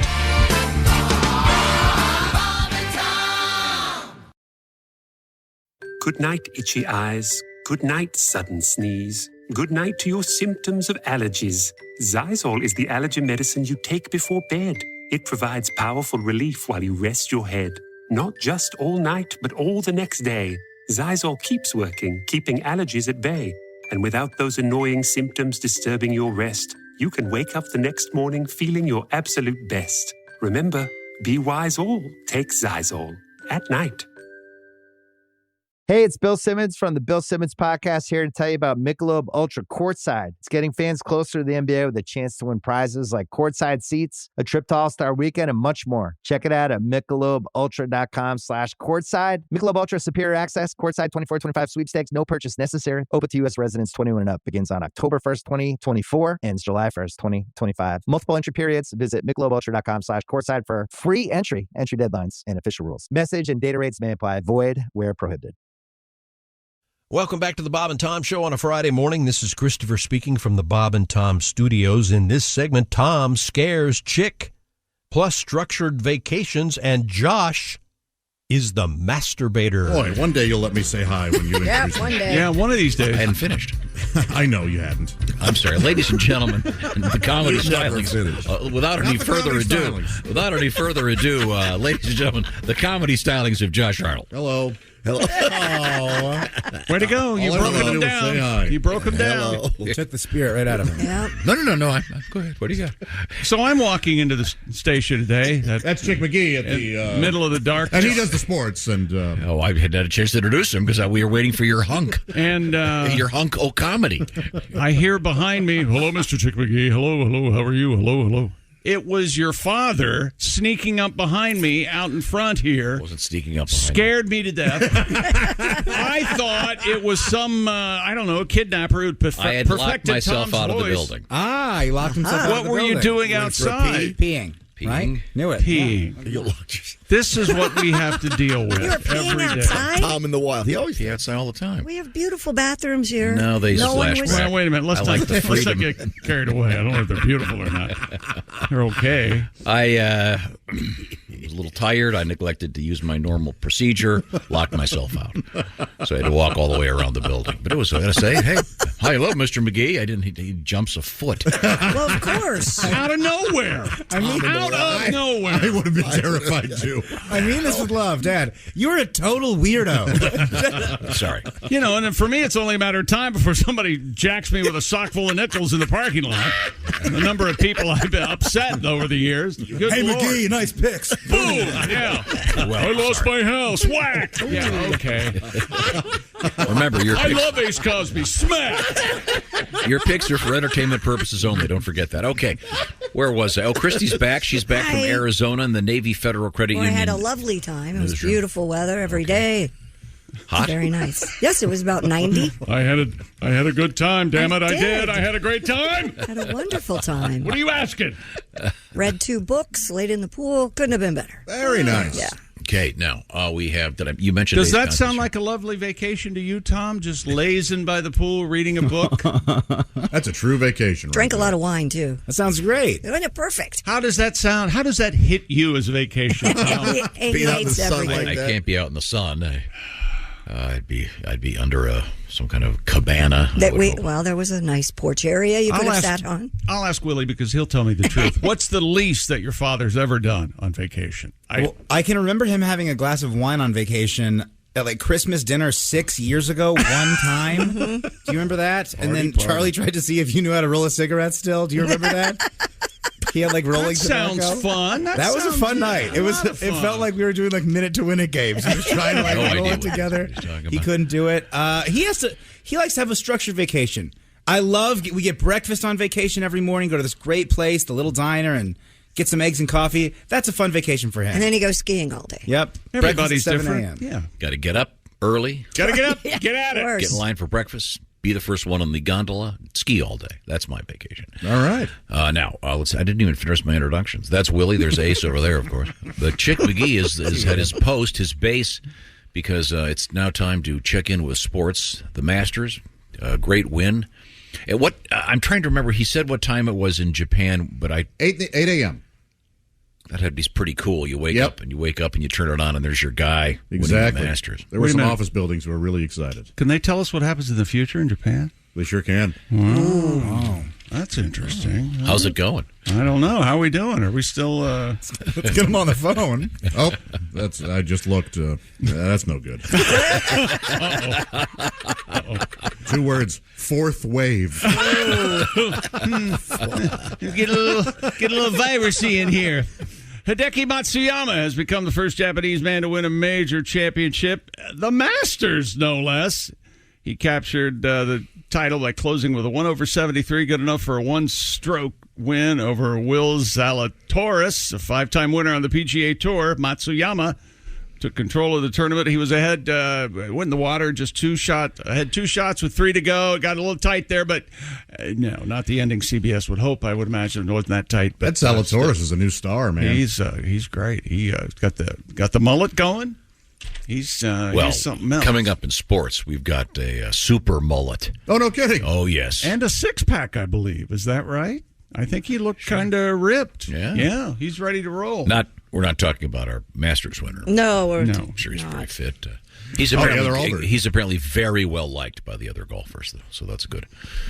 So bravo. Now, And Adam Sandler took notice that evidently this Zalatoris looks like his caddy in Happy Gilmore. So Adam that's funny. Sent him a high or whatever. Now that's a Masters I would like to see. Caddyless, where the players themselves have to lug their clubs around. Wouldn't that be awesome? They have pit stains. They're all sweaty and tired. And select their club without having that little book. Right. Yeah. Yep. That'd be pretty cool. I'd rather see them with carts. And they've got logos on all of them. You can imagine how cheesy that would be. And drinking. Yeah. You do a shot of hole. Christy's a big polo fan. Would you watch a match of polo without horses? They use golf carts. Oh, like in Navy SEAls? Yes. That would be funny. That sounds like fun, right? Not really. I'd watch that. That'd be fun. I got a busy life. I got things to do. I'm not going to watch them. Well, I can't think of anything more fun to do than watch guys play polo or ride golf carts. You can have fun doing nothing. Did you know that? Mm-hmm. Having fun, wasting time is not wasting time. No, not at all. It's good for your sake. I had fun for like 3 hours. I didn't do a single thing. I was on my phone, and then I walked to the other room, get on my phone, go to the other room. There you go. I didn't do nothing for 3-4 hours. It was great. Yeah, I have contended that there is something about having a nothing weekend. Sure, it's important. But there are other people that don't understand what that means. I don't want to do anything this weekend. That doesn't mean you want to be. Then you leave and go somewhere else to do. Last Thursday, I had something and check into a hotel. I had something and they called and canceled, and my whole world opened up. Yeah, that's the greatest. Best moment of my life so far. God, I got to agree with you. And then Chick had the courtesy to cancel on me Friday. That's right. I forgot. This is why we're friends. See, I don't have to get him little gifts or anything. I just give him that. Or, hey, let's have lunch. Oh, I can't. Oh, thank you. Don't you love it when something gets canceled? Absolutely. Yeah, it's the greatest So you got an feeling in the hour world. to kill? Yep. I got my vaccine shot, and my arm was, just a little sore. It wasn't bad at all. To go, well, I'm going to cancel everything on my plate this weekend. I just canceled Everything. dinner. Canceling I canceled casual hangout. Everything canceled. Among the lesser Masters highlights, I believe this happened last Thursday. Golfer Rory McIlroy hit his father with an errant shot during the Masters. Rory's father, Jerry, standing near the right side of the green, watching his son play his second shot on the 7th hole on Thursday. He was struck in the leg by his own son's ball. That's my ball! Dad, could you make it go toward the hole next time? His dad said that was the first time my son's ball hit me in the leg since I changed his diaper. Oh, that's silly. That's very silly. I made that up. McIlroy added, I think he was okay. He didn't limp away. Dad's pretty tough. He walked away kind of quick, so that was all right. I hope I'm not grounded. Got to be careful. I'm sure he's an older man. A bone spur could get in the bloodstream, then get into his heart, and his heart would explode. Oh, my goodness. Got to watch him out. Yeah, He could have murdered his father. Keep an eye on that. Put him on. If he dropped to the ground, it would have been America's Funniest Video. They would have been take him away in a cart. What's wrong with you people? You don't want him to be maimed? Well, no, of course not, but it would have been a better story. Oh, it would have been great if his it would have been terrific if his dad had run to the caddy, grabbed a club, and gone after his son. He's chasing him toward Amen Told you Corner. about this? He's got the 7-iron like when Nicholas chased Palmer around. I believe that was a 3-wood. Oh, boy, get a load of this. McIlroy wound up making bogey on the hole. His third consecutive one at that point. Finished with a 4/76 bicentennial strokes on the day. Though it is a tradition for the golfer to sign a glove and present it to the person they hit, Rory did not indicate that he would getting his father a glove. I thought it was a club, but maybe it is just a glove. That'd be kind of rough. Well, I've I've got to finish out today, but I had to give my 3-iron to the guy I hit last time. Oh, no, you give him a club you don't use. Like, you can't. What's the name of the club? Even God can't hit a 3-iron or something. Isn't that a 2-iron? Yeah. Oh, sorry. Do they carry around that water thing? With the little scooper. Oh, the ball retriever? Yeah, I don't think so. I don't know. Is that actually a set of a regulation golf club? The entire set includes a ball retriever. Does it? I don't know. I think they get enough free golf balls. They can leave that one in the pond. God, that would be funny though. Because I know that they have various names on. Various fine players have their own line of clubs. Sure. Does somebody have their name on the golf ball retriever? That would be funny. Well, it's got to be Does John Daly or somebody exactly. some golfer. You should have to play the ball out of the water trap. Just guys in there. Did you see hacking? No, 2 feet of water. They had one guy knock it out. They had a guy. Was it on Friday? The guy knocked it out of about 4 inches of water. That was pretty cool. That is cool. Yeah. That is not easy. No. Rory said, I think he just needs to go and put some ice on it. Sorry, Dad. Maybe I'll autograph a bag of frozen peas for you. Rory, That's my boy, the smart ass. golfer, not a member of the stand-up community. I think. Wait, hang on. We have our little tribute here. A tradition unlike any other.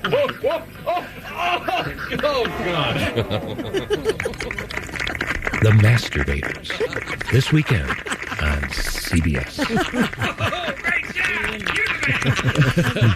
It's the Utah man who makes it for me. Next year, Josh, I think we'll have to have you try to do a tribute to that piece. Oh, I mean, nobody likes remakes. Well, isn't that impossible? Chick, isn't it impossible for even you to remake that sound Yes, perfectly? we tried many times. Am I out as the masturbator? No, this is like Taylor Swift redoing her first album. I mean, there's some people very critical of it. I say you go, Taylor, but I think maybe it's time. It'd be like a cover. Do you remember when Molly Hatchet did that great cover of the Allman Brothers song "Dreams"? No. You know what I'm talking about, Ace. You think, how could you do a better version than this? What? I was just thinking that. Yeah, I think, Josh. I think that since you sort of stepped into the have I? Role have I willingly stepped into that? Yeah, he just stepped into it. Your identity now is pulled in. Masturbator. He's pushed in. You know, the one that you've cultivated, Josh. Yes, yeah. In his head, that's really how it happened. The one that during commercials they go, guys, can we up the masturbation thing, please? And by the way, there were no fat jokes last week. Yeah. What are you guys doing? You got to play or not? Yeah, come on, guys. So how was your weekend, Josh? I got a reputation to uphold. How was your week? It was good. I masturbated and ate. We have more of the Bob and Tom Show coming up for you next. Comedian Bill Engvall is in studio. Check it out next here on the Bob and Tom Show.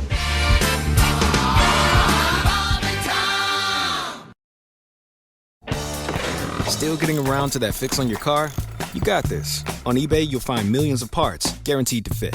Doesn't matter if it's a major engine repair or your first time swapping your windshield wipers. eBay has that part you need, ready to click perfectly into place for changes big and small. Loud or quiet, find all the parts you need at prices you'll love. Guaranteed to fit every time. But you already know that. eBay. Things, people, love. Eligible items only. Exclusions apply. Pepsid Complete knows that food is one of the best parts of game day. That is, until heartburn strikes. Thankfully, just one chewable tablet of Pepsid Complete provides dual-action heartburn relief with an antacid that starts working instantly and an acid reducer that lasts all day. So you can stay focused on that second helping of chili without worrying about heartburn. All day based on 8-hour symptom relief studies during the day. Use product only as directed. This is the true tale of Bix whiskey. Bix whiskey. Wow. Frontier jazz musician. I'll never forget it. I was working my way through medical school and running, of course, the Whiskeyville Country Club and Salad Bar. Mm-hmm. Yeah. I was getting cleaned up for another night of debauchery. Mm-hmm. And this stranger walks in, good-looking fella. Yeah. But kind of disheveled, like he didn't take real good care of himself. Mm-hmm. He said, I saw your ad in the paper. I hear you're looking for a piano player. Well, I said, that's right. And this fella proceeded to sit down at the piano, and he started playing the most beautiful melody I had ever heard. Nice. As you know, I am an aficionado of fine music. But when I heard this man play, I couldn't believe my ears. I said, that is beautiful, mister. Mm-hmm. And he said, thanks. That's when he introduced himself as Bix Whiskey. Right. Mm-hmm. He said, I'm Bix Whiskey, the greatest piano player and songwriter in the world. Songwriter? You wrote that song? He said, as a matter of fact, I did. I wrote that song. It's one of my favorites. It's called Plowing with My Pork Sword at Orgasm Gulch. Yeah. I said, really, it's such a pretty song. That's kind of an odd name, but it's a beautiful song. You got any more? And he played me another song. It was a wonderful, tender, touching, slow melody. I'm telling you, fellas, it's a song that would break your heart. Tears were welling up in my eyes. I said, what's that song called? He said, well, it's another original. It's called Buzzing the Brillo with My Flying Kidney Wiper. Wow, that's a wild name. I said, that's a kind of an odd title, but great use of adjectives. You got anything else? And then he played the most beautiful, prettiest little lullaby you ever heard. I said, Bix, that is profoundly beautiful, lovely, and sweet. Yeah. What is that gorgeous tune called? And Bix said to me, well, that one's called My Throbbing Trouser Trout Goes for a Dip in Hare Harbor. Wow. Well, I'll tell you, Bob, each song was the same, as beautiful and soulful and heartfelt and melodies as you've ever heard. But all these beautiful songs had lewd, horrifying titles. I can't remember them all, but one of them was called Ramming Speed at Tuna Lagoon. There was another one called Love Gravy Weenie War. And there was one called You Lick Me and I'll Owe You One. Wow. Well, but beautiful tunes. Beautiful. And Bix had written every one of them. Yeah. And then he played a song that I swear to you, to this day is the prettiest song I ever did hear. Oh, is that right? And I said, Bix, what's that one called? And he said, it's called Show Me Your Juicy Hindenburgs and I'll introduce you to Mr. Pile Driver. And I said, Bix, I gotta tell you, Bix, that song is so lovely and it's magical. I mean, couldn't you call it something like Autumn Evening in Paradise or maybe just An Evening Lullaby? And I'll tell you, that's when Bix went berserk. Oh, my. He got all red in the face. He starts puffing and huffing, and he says, don't you ever try to rename one of my songs.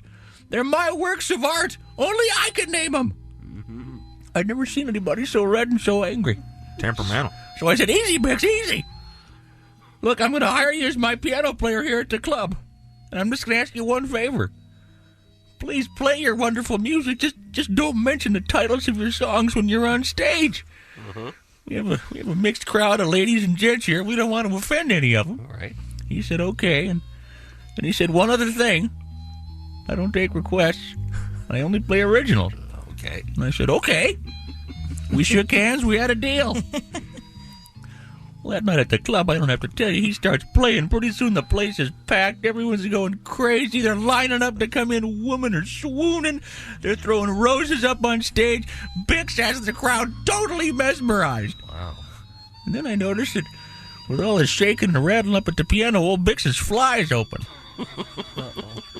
He's on stage working away at the piano keys, and, pretty soon he's a-moving and a-grooving, and something just pops right out of that fly. You can imagine, Christy. It was terrible. I can imagine. He finishes the number. I rush up to the stage, and I say, hey, Bix, do you know your Johnson's hanging down over the piano bench? He turns all red. He gets real angry. He says, know it! I wrote it! And I don't take requests!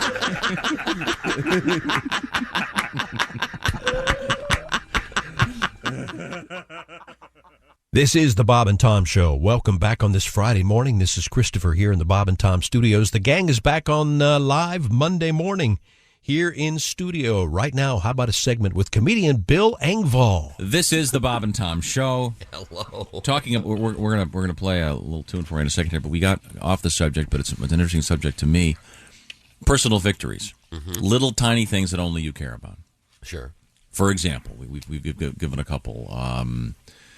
You flush the toilet and then you see a spider. You grab a piece of Kleenex, throw the spider in just at the last second, and it goes right in with it's the last bit of water. Goes down there. Little personal victory. We talked to a guy named Chuck. I was thinking about a personal victory for him is probably going through the day without having someone go, Chuck, Bo Buck. Could be. Yeah. That get you when you were a kid, Chick? Only every day. See? Really? See what I mean? Personal victory. Yep. Yeah. Let's take a couple quick phone calls. Little victories, little small things that get you through life. All right. Good morning, Bob and Tom Show. Good morning, Bob, Tom, Christy, and Chick. You guys roll. Thank you. Who's this? This is Jimmy. Hi, Jimmy. Personal victory, sir? Yes, sir, I do. I was driving down the highway headed over to Indianapolis, and I got myself behind 3 Corvettes, red, white, and blue, beautiful cars. I decided I would follow them. Well, we got ourselves up to 110 miles an hour, just blowing down the highway. Hello. Yep, I was driving a nice 98 supercharged Olds. I was driving with my mother and fiance. Your mother? My mother. Mom didn't say anything about the speed? Oh, she didn't know. I gave her drugs before we left. Okay, there you go. She's sedated in the back. Good. Excellent. Perfect. We get off at the. I got off with them when they stopped at the rest stop because I figure, whatever time I lose, I'll make up 3 times it. Sure. And that's when my mother woke up. Uh-huh. She started screaming and yelling. Uh-oh. Then the fiancé grabbed me from behind, shook me, and said, "Get going." Not too great, but I was certainly happy to have gone 110 down the highway. A personal victory for you. It surely was. Thank you, sir. Thanks, Jimmy. Now, Chris, do you ever have a personal victory where you go to a restaurant and you know that like every month they have this particular thing you like to eat and you get there and they have it that day? Yeah. See, that's yeah. That's a small victory. Let's try another one. Just something that where you makes your day a little. Morning, Bob and Tom Show. Good morning, guys. How you guys doing? Fine. Who's this? This is Leo. Hi, Leo. How you guys doing? I got to share just a couple of them. You ever, when you get dressed in the morning and you stick your hand in your pocket, you find a $20 bill? Love that. I love that. Yeah, that is a great one. Or when you're traveling on the airplane, I travel a lot, and the flight's full. You're the only row where you have a empty seat next to you. Right. Yeah. You feel like, aha, you got it. Yep. Man, that's probably one of the greatest personal victories of all time. Yep. That's a great one. And then there's the best one, though, is when the night before you had an argument with your wife, and when you wake up in the morning, she looks over to you and she says, "You know what? You were right." Oh. Oh, so sir, then you live on a different planet, then, sir. That's never happened at our house. I'm not familiar with that one.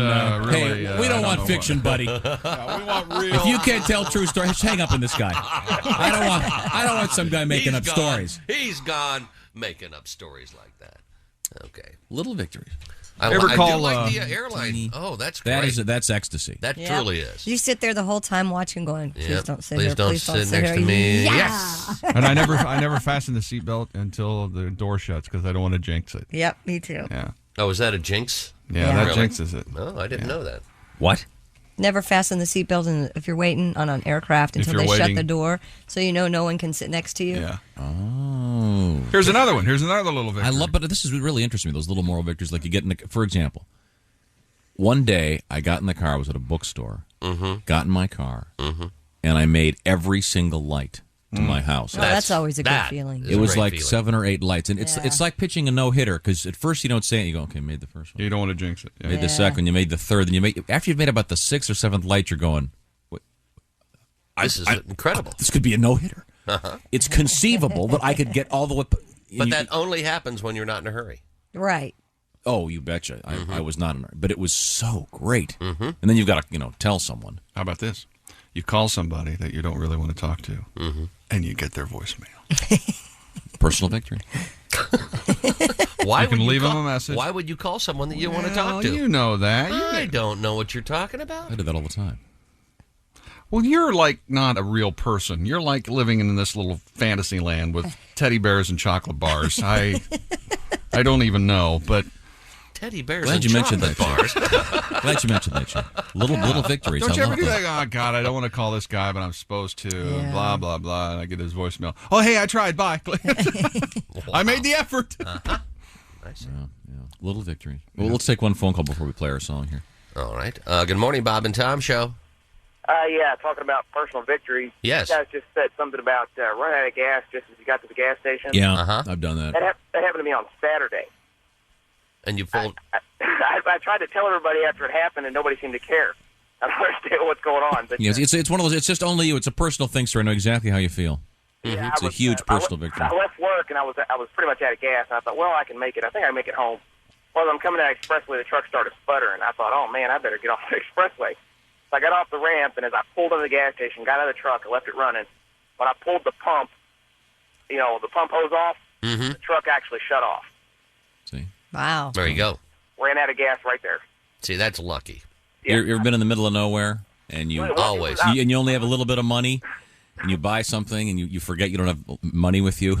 You're like at a restaurant. It doesn't take credit cards. Oh, you didn't have any money with you? You didn't have any cash?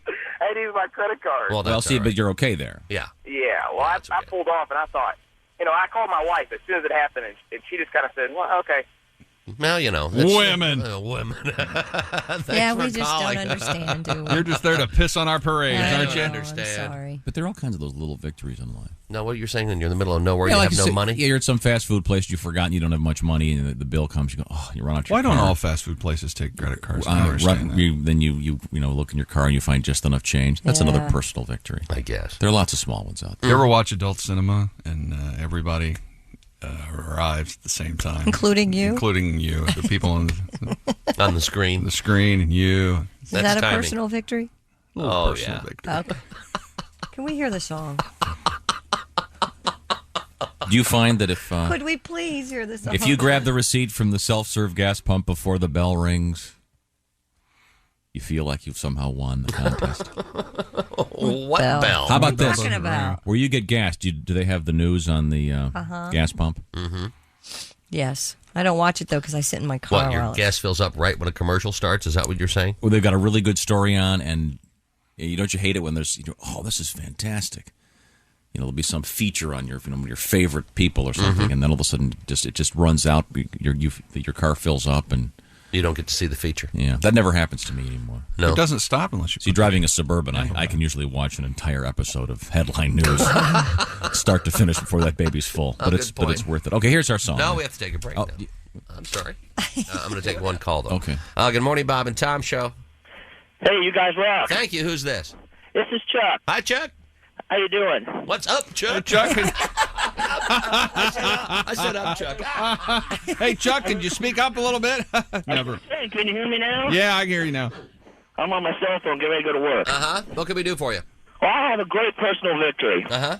I was with a girl, I was about 18 years old, at her house, just having a good old time, and one day we lived together, and it's going pretty good, and just as I finished, her parents pulled in the driveway, and I had to run out the back door. That is incredible. That's a personal Bravo, victory. Chuck. Way to go, Chuck. Thank you very much. You didn't have to cuddle or anything, right? You just got out of there, did your yeah. business, and got out. All right. Gotta go, don't want to get caught. Excellent. The only way to job, make Chuck. that better would have been tripping over a briefcase full of money. And a roast beef sandwich. Oh, yeah. A little dream come true. Yeah. Small little things to get you through the day. Little Small tiny, victory for you, isn't little it? tiny Chuck? victories. right. There's someone right now that wants to hear this song that we've been saying we were going to play for 20 minutes, and they really want to hear it, and it's going to be a moral victory if we play it before they arrive at their place of work. Destination. That's right. That's true. We should play it here. So we'll get this in for Let's you. not. All right. Here we go.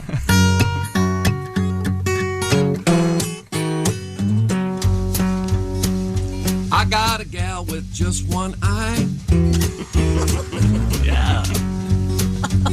No depth of field, but sweet as pie.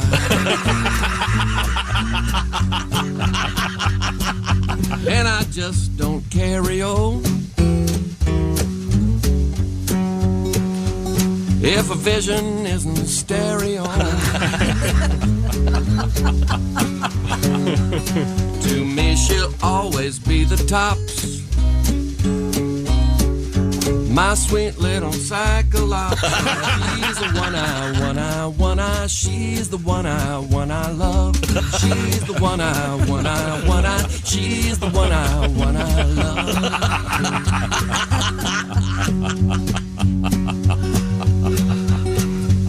Now you might wonder what she's thinking. 'Cause it looks like she's winking. In arguments I yell and cry, but you just can't see the other side. It's worse than it looks, says her mother. 'Cause she's blind in one eye, blonde in the other. Well, she's the one I, she's the one I love. She's the one I, she's the one I love. Now how it happened, she just won't spill. Was it Scissor Sprint or William Tell? Well, the eye got put out and was never found. Gone to take a look around. My Columbo cutie, Pop Punkin. Sammy Jr., Sandy Duncan. Oh, she's the one I, she's the one I love. She's the one I, she's the one I love. She's the one I, she's the one I love. We're rocking on a Friday. Coming up next on the Bob and Tom Show, Chick is outraged. You'll hear that next. Come on back to the Bob and Tom Show.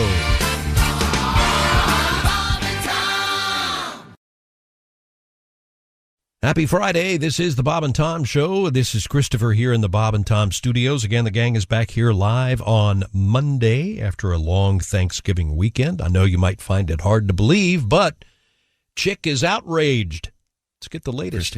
Hi, Tom. We've got some interesting stuff coming up today in the news. Boy, do we. Patty G's been working hard on some songs, and we've got a couple tributes out there on the way. A lot of noise coming out of the lab. Yeah. The laboratory. I was very excited to be actually in the studio when Pat called Tom on the new intercom. Oh. It's very exciting. Have you ever heard anyone call him? I've called him, but no. Call me, Pat, Christy. Go ahead. Let Pat call. Pat, go ahead. Call me. Go ahead. My new Gotcha. intercom. Oh, no, that's not what it did when I was in here before. There it is. Yeah, it's a very nice tune. Nice. Yeah. There it is. Very pleasant. Hello, Pat. Hey, Tom. It's still going off. You gotta hang on a second. Well, usually I call them as I'm not really used to answer. Hi, Pat. Hey, Tom. See, it's working. That was it yesterday or the day before when that went off and Tom looked at us and said, "What's that noise?" Yeah, I think it was yesterday. You're right, Josh. Usually, when I call you, Christy, you get that same little. Let me try this, Christy over there. Oh my God! Now, do you get the same ring over there? No. Oh, there it is. Oh yeah, it's lovely. Hi. Okay, just checking. Okay, that's so All cool. right. Okay. The funny thing is, people that have had any radio background or whatever, my headphones start going bzzz when there's like an interference. It's kind of funny. So I know it's ringing before I know it's ringing. That doesn't happen to everybody. That's caused by sin. Okay. No, it's not. Where were we? Those pure of heart don't get that. Yes. Yeah, you remember when the aliens came down and they rounded up everybody with higher than 150 IQ a couple years ago? You remember this? Sure, yeah. Of course. Oh, wait a second. The aliens came. See what I did? Yeah, that was very funny. The exchange we just had just typifies our relationship. I say something and you looked at me and go, "That's very funny." You know, that's 30 years or so into 1 second. That's very funny. Why am I here? See, that's the thing. I realized in the car coming in today, I don't do sports. God knows that. I try to be funny. I can't do that. I'm here for you to tear down. And to yell. That's exactly what I'm here for. What did I do? I just, I don't know. Well, you ignored him like you always do. It's cumulative, I Tom. didn't ignore day him. after day after day after day. He's just launched, and we haven't even done the show intro yet. Day after day. There are certain You touchstones. dismiss him a lot. Right, it was dismissed. Very dismissive. Dismissed who? Chick. Oh, sorry. I wasn't. See, now that was okay because that was fun. Right. But it's when you mean it that's hurtful. Yes. And you've done it in a fake way so often now you just go, never mind. So that's the key. Never mind. They don't know when you're bluffing. Remember, life is like a poker game. Yeah, sure. Never show your hand. Okay, now, where was I? Ace Cosby is our engineer, of course. And, of course, our chief engineer is Eddie, who's always behind the scenes fixing stuff. I've already got my list working for Eddie over here. It sounds like Christy needs some work done on her headphones. They short out every time you call her. It's all right. I understand it. And now, let's see, what is today? He doesn't call very often. Coming up on Friday. Yeah. We're going to have Duke Tomato and the Power Trio. Now, we've got permission to have them in the building for the first time in a year. Wow. So they're going to be in the other building. Sure. So Eddie's setting up all the TV cameras and everything so we can see them in here. Oh, nice. They'll be doing Poor Eddie. What do you mean, poor Eddie? It's his job. Yeah, the man has a job. I don't want to go into the details, but I know the details. It's just that every whim that you have, now he has to create it. well, that's part of what we call a job. We are. We should be puppets. saying poor Ace because Eddie took Ace's raise. No. We should be saying poor everybody. We're all going to need to be in a support group because we dealt with Tom. Okay, that's what we need. That's very good. Christy, what do you have? There you go. Yeah, now I got 2 of them. Well, not counting Mrs. Griswold. I got 3. Now, let's see, where was I? Please don't ever say And that his again. damn kids here. Okay. Oh, I know what I forgot to do. Chick McGee is yelling at the DraftKings sports desk, and this is a good day to be ciphering because a lot of cool stuff to bet on coming up. Yeah, in the bet world. on the tournament while you can. Yeah. What's that supposed to mean? Well, is there trouble? The days of college athletes might be going away. What? For you people who are getting ready to go watch college basketball next year, college football next year, not so fast, my friends. What sort of wild speculation I was is going to this? say there's no way they can get rid of those programs. All right, you ready? Yeah? You ready? Yes. The National College Players Association Yes?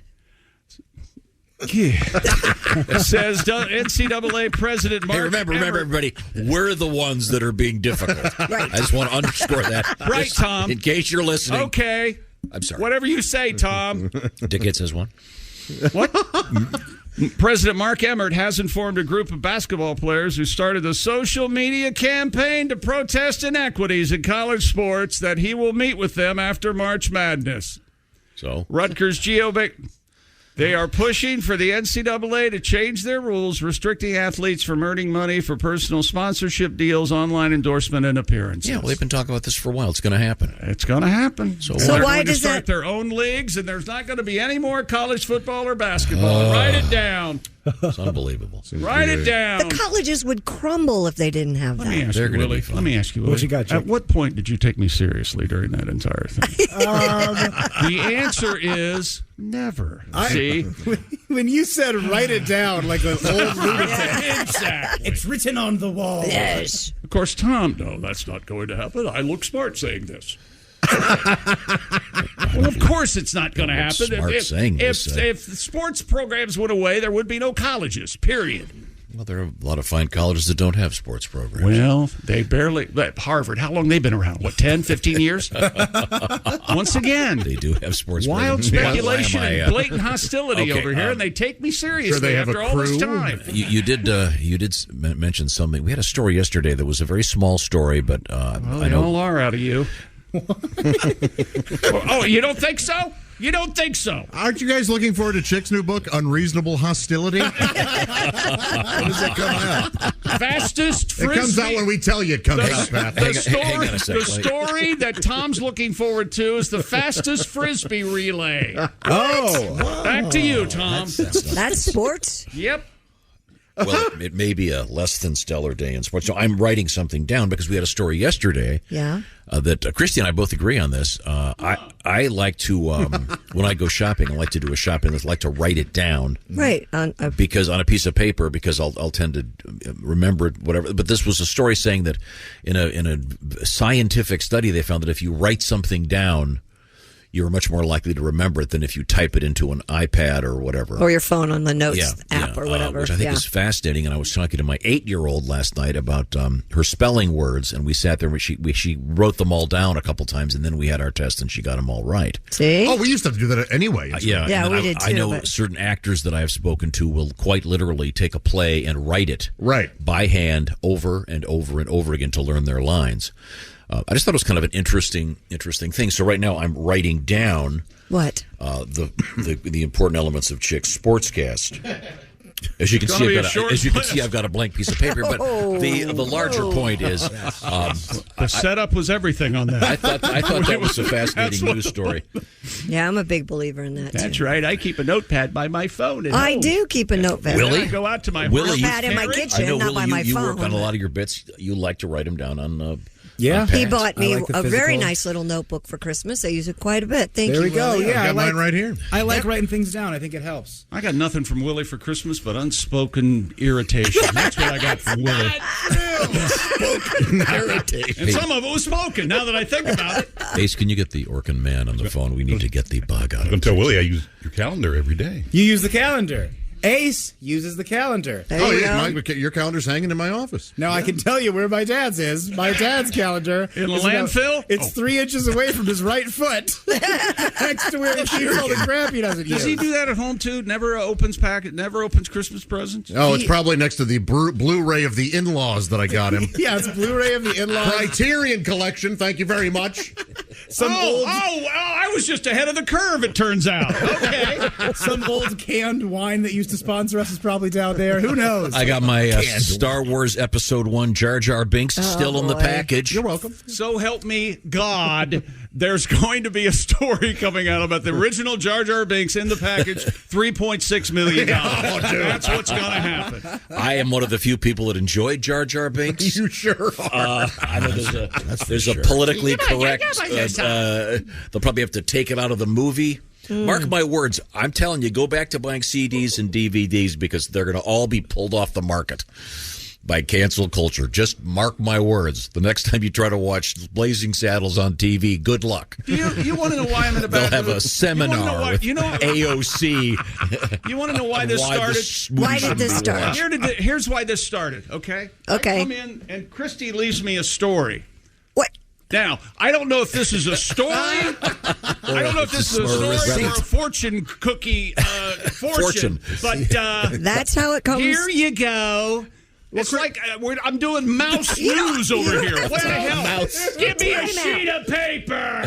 We have more of the Bob and Tom Show coming up next hour. Josh's weight and his strip club dream. But next, a Playboy bunny and a kangaroo escapes.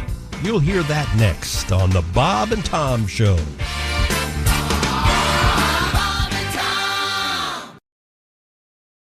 This is a message from sponsor Intuit TurboTax.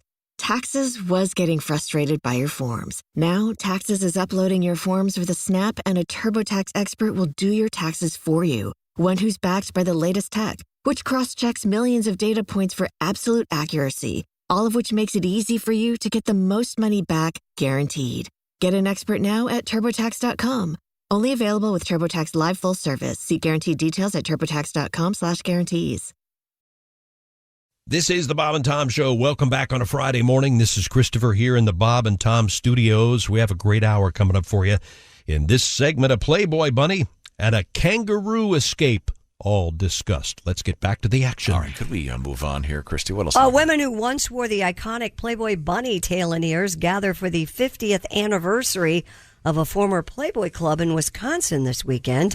Former Playboy bunny Diane Peterson is organizing the 2-day reunion of employees of the club in Lake Geneva. She tells the Kenosha News that 117 bunnies have confirmed that they will attend. Wow. Among those attending will be original bunnies who opened the resort in 1968, 2 bunnies who were there when the club closed in 1981. Oh, boy. Hello, dog. I used to be a Playboy bunny. Do you like what you see? You want to see my fluffy tail? Nana needs another cocktail. So now all of the bunnies smoked for the last 50 years. That's right. That's what they're saying. Hugh loved me the most. He would never admit it. Half. One night, if you call him Hugh, you don't get invited. I to the called mansion. him Hugh because he. Nobody gets invited to the mansion anymore. All I was wearing was Hugh's captain. I'll never forget it. Back then, he didn't want to be called Hef. Call me Mrs. Hefner. Did he end up getting? Wasn't he interred next to Marilyn Monroe? Yes. Yeah.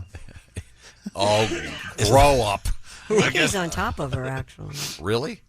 I think so, yeah. It's a mausoleum, right? Right. It's a woman his age, so it's kind of odd. That's right. There are very few of us left at his age. Well, my breath still smells like Jimmy Cobb. But he was a nice guy. I used to guzzle Groucho's custard. He'd come in, you'd service him, he'd give you a 20. Just what what a you guy. wanted. What a guy. A gentle and I used to guzzle Groucho. Could we get back to the Playboy Club? This is in Wisconsin. Lake Geneva. Yeah, it's now a resort and spa, but I was it used never. to be a Playboy I was never Club. in a Playboy Club, but I remember seeing those promotional videos for them, and they had the bunny dip. Ace and I were in a Playboy Club once with the band members. And of the bunny Kiss. dip was, you had to learn that, right? Didn't you? So what? The bunny dip was what exactly? And the way They would dip the drinks down Yeah, with they their kind of tray. decide you didn't bend over. Yeah. Right. Yeah. Look, you didn't ever bend over and show your ass and let you go. Can I ask you? Can I do a quick interview? Sure, go right ahead. Now my partner Daphne is here too, so feel free to ask Daphne a couple of Late questions. life lesbian, that's fine. Now, what's your name again? I'm sorry. Gertrude. Gertrude, you are one of the original.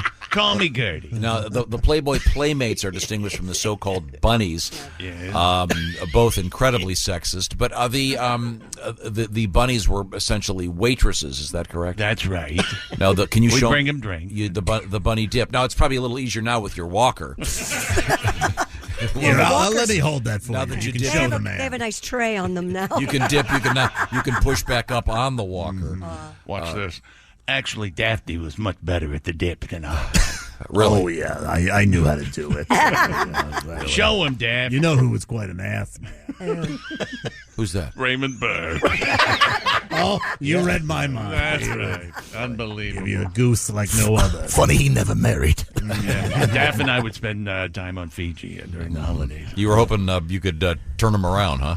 I tried. I tried with that Rocky Hudson. He didn't want anyone.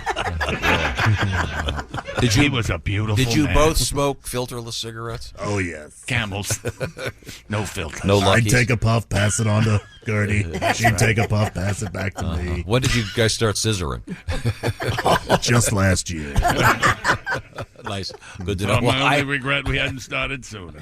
Yeah. Sounds like two octopuses kissing. Okay, I'm out. Good enough. Scene. Gertie, no. For Valentine's Day, I gave her some Raid. Raid? Kills the bugs. Kills them dead. I once French kissed Soupy Sales. I wasn't. Soupy. That's what I was looking for. Soupy. Joe Piscopo once gave me the red eye. The red eye? It was very inflamed. Could you please explain what's happening, Christy? Yes, there's going to be a 50-year reunion of Playboy bunnies who opened a Lake Geneva, Wisconsin Playboy Club back in 1968 this weekend. Feels like yesterday. 117 bunnies have confirmed that they will attend. There will be original bunnies who opened the resort in 68. 2 bunnies were there when the club closed in 81. That's right. Joy Grossman, who's 69, plans to attend. Her bunny name was 69. Joey. 69. She wasn't 69 back then.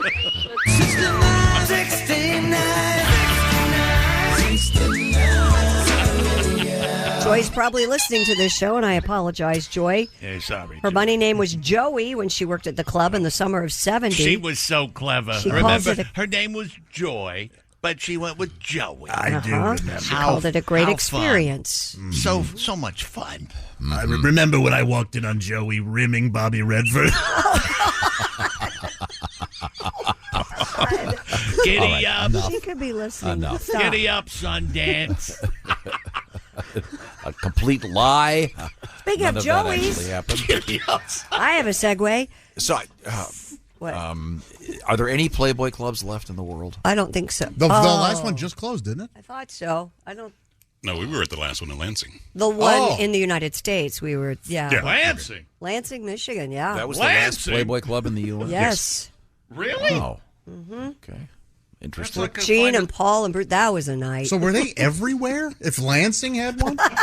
No, It's they like never- in the future, the last casino was in Ogden, Utah.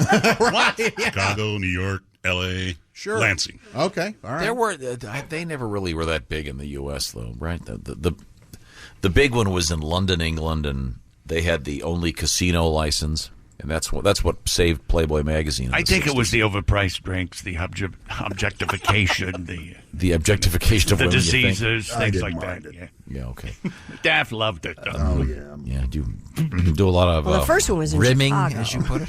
What? No, Joey was. Oh, so he'd like to smoke a couple cigarettes after that, just to Paul Anka loved a good rimming. Palate cleanser, a couple of Luckies. You know, a dog's mouth. Okay, I'm sorry. Why don't you guys go in the green room, write this out, and then we can throw it in the I wastebasket. remember when I took on all of Nazareth. The band. Oh, yes. The band. Not Nazareth, Not- Pennsylvania. yes, no, not- you need both of us for that. Yeah, okay. I guess there's a Playboy Club in London. Is that correct? Well, there was one forever, and what's interesting is... It opened in October of 2010. Oh, that must be the reopening. They opened on the site of the old Rendezvous Mayfair Casino. Ooh la la. But Hefter, they almost went under because they had the only gaming license, and the guy that they had running it forgot to renew it. Oh, man. And, it almost took him out. And then the magazine took off, and then it's faded a bit, of course. Wow. Since. But the Playboy Club reunion in Lake Geneva. Lake Geneva, Wisconsin. Yes, this weekend. Okay. Bless you. Do you want a towel? Speaking of Joey's, Anything pisses him off more than a loud sneeze. I don't know what it is. Clarksville, South Carolina, a mischievous kangaroo has been roaming the county for the second time in 3 days. Huh. Authorities have yet to discern how the kangaroo is escaping, but I'm it's guessing likely. jumping over a fence. I think it's a fair guess. Hey, You know, he just he went over like with nothing. It was crazy. Hey, Humphrey Bogart, you want to do some detective work? You know, it turns out them some bitches can really jump. It's unbelievable. Well, Hey, actually, Hey, Tony. Can I'm character guide. can I talk to you for a Yeah, second? yeah. What you want, Mr. Fastbinder? What you want? Remember I told you about the fences and the kangaroo pen? Yeah, yeah, What yeah, I told you. I said, hey, you got to raise the fence. Yeah, I got to raise the fence. And yeah. what'd you do? Well, it was already 6 feet. I thought that sumbitch ain't gonna get over that. He went over like with nothing. What were you feeding the kangaroo? No, you can't eat kangaroo. It makes you jumpy.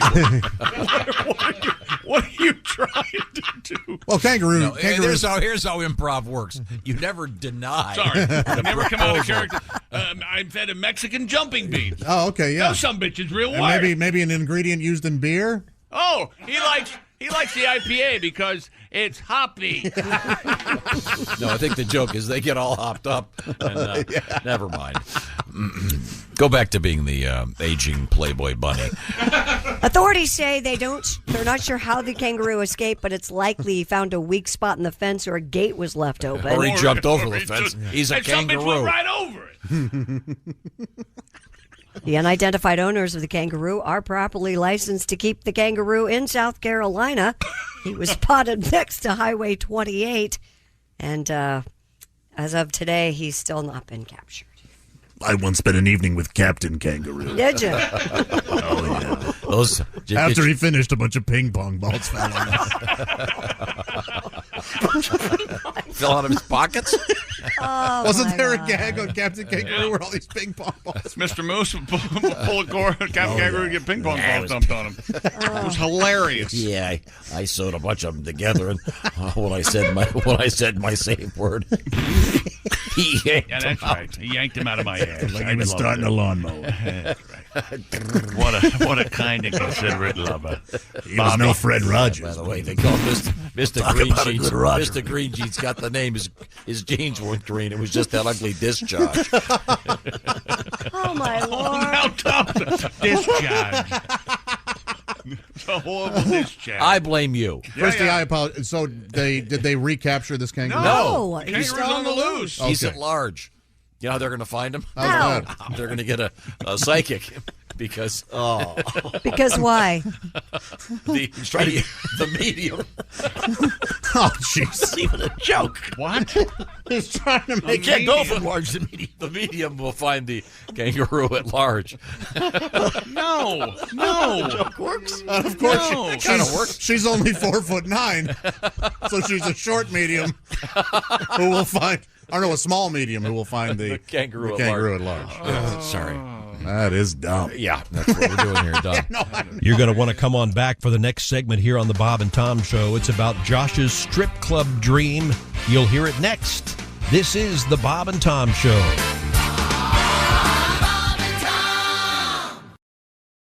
Getting engaged can be stressful. Getting the right ring won't be at BlueNile.com. The jewelers at BlueNile.com have sparkle down to a science with beautiful lab-grown diamonds worthy of your most brilliant moments. Their lab-grown diamonds are independently graded and guaranteed identical to natural diamonds and ready to ship to your door. Get $50 off your purchase of $500 or more with code SPOTIFY at BlueNile.com. That's BlueNile.com, code SPOTIFY for $50 off.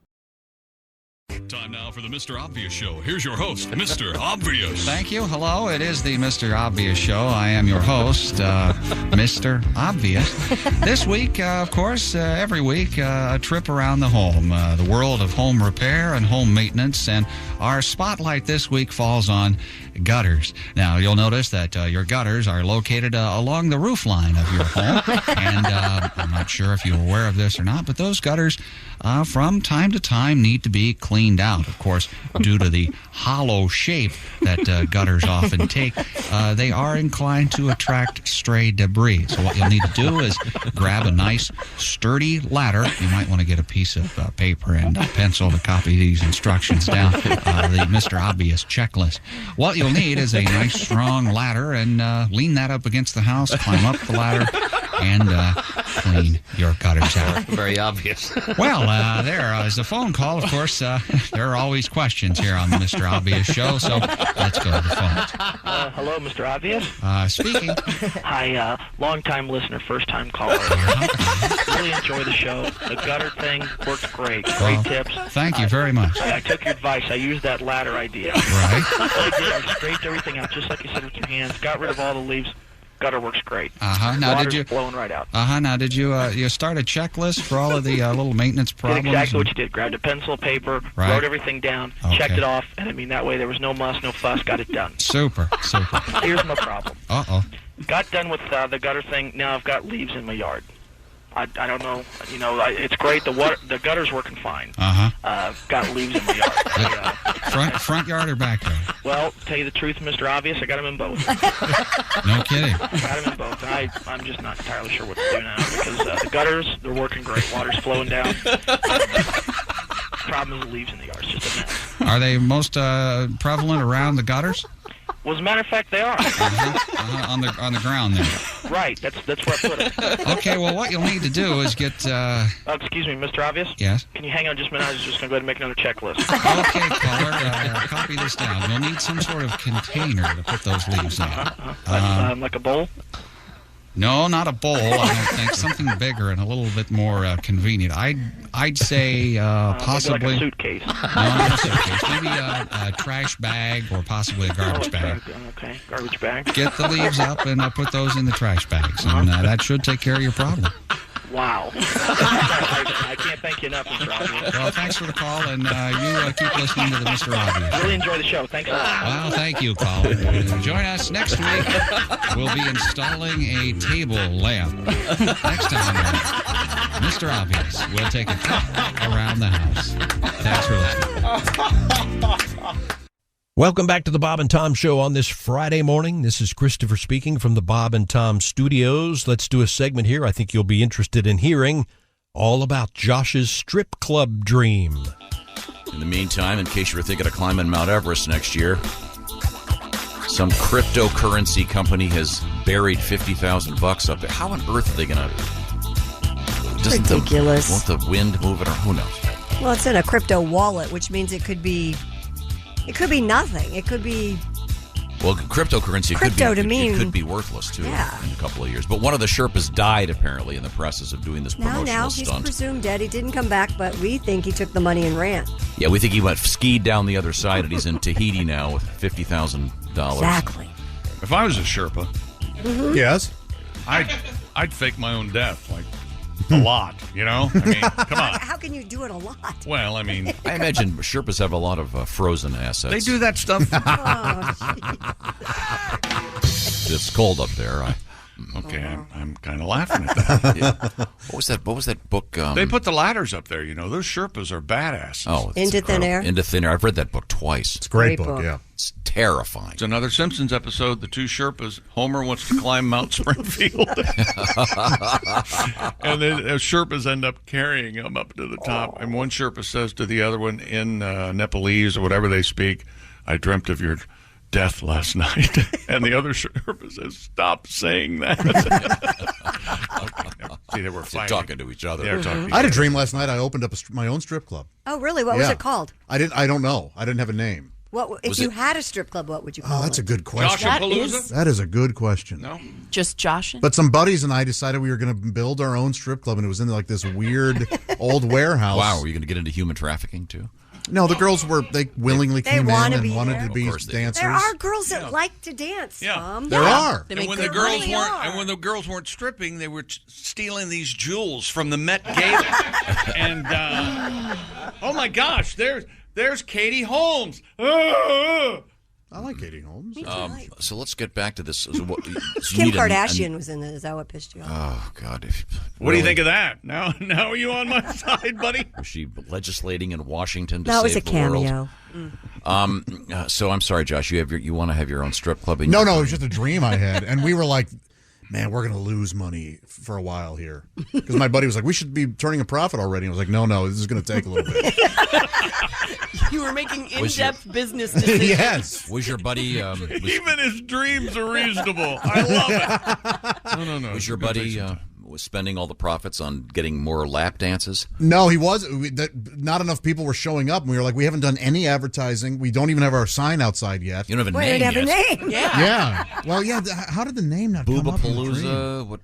I wish we had a. Do you have a free breakfast buffet waiting and willing? I'll bet you'd have good desserts at your Chinese buffet.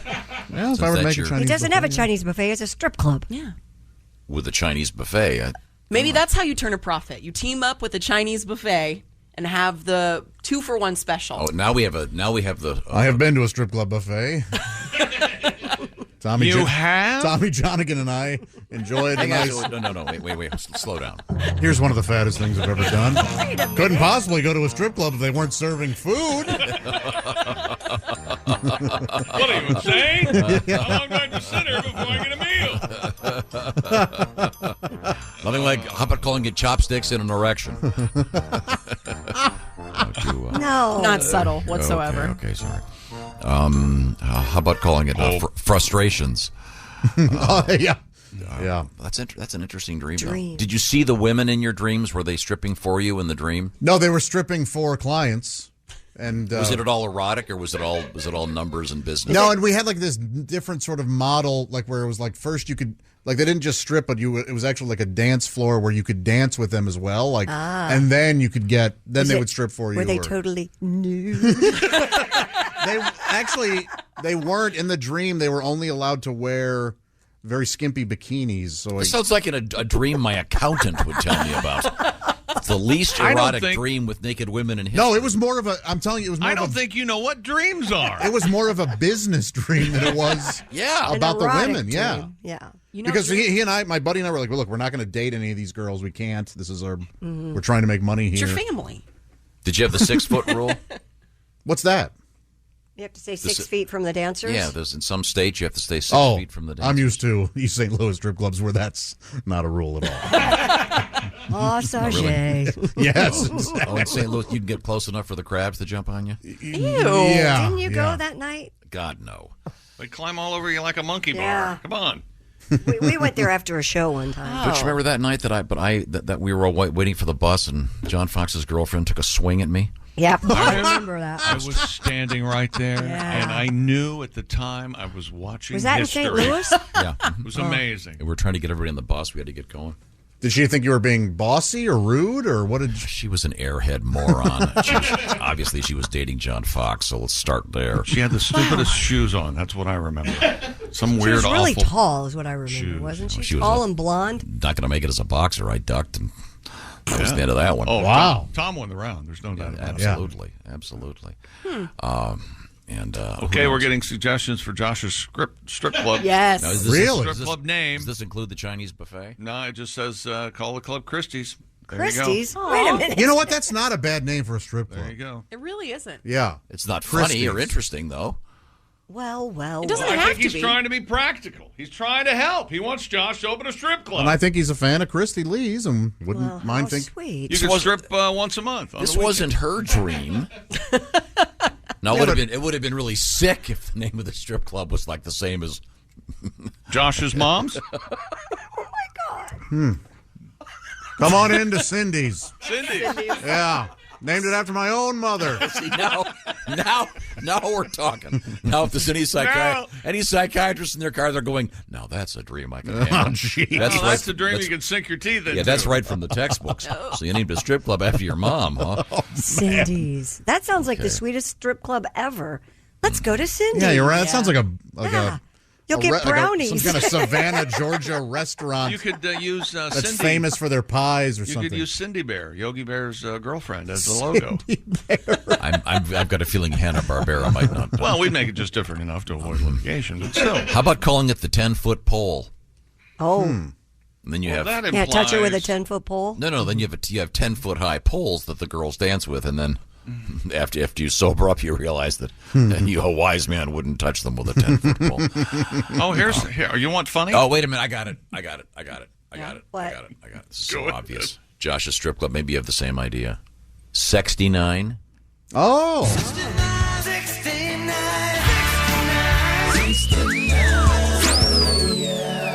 There has to be a strip club called 69 out there. Or even like Exit 69 or something. Yeah. Ugh, man, actually, Exit 69. Or you go with your idea from earlier today, Backdraft. Backdoor draft, yeah. Backdoor draft. yeah. Mm-hmm. What's the one you've got? Only go in the back door when you get to the strip Look club. at it. Chick knows he's got an ace up his sleeve. Look Chopsticks.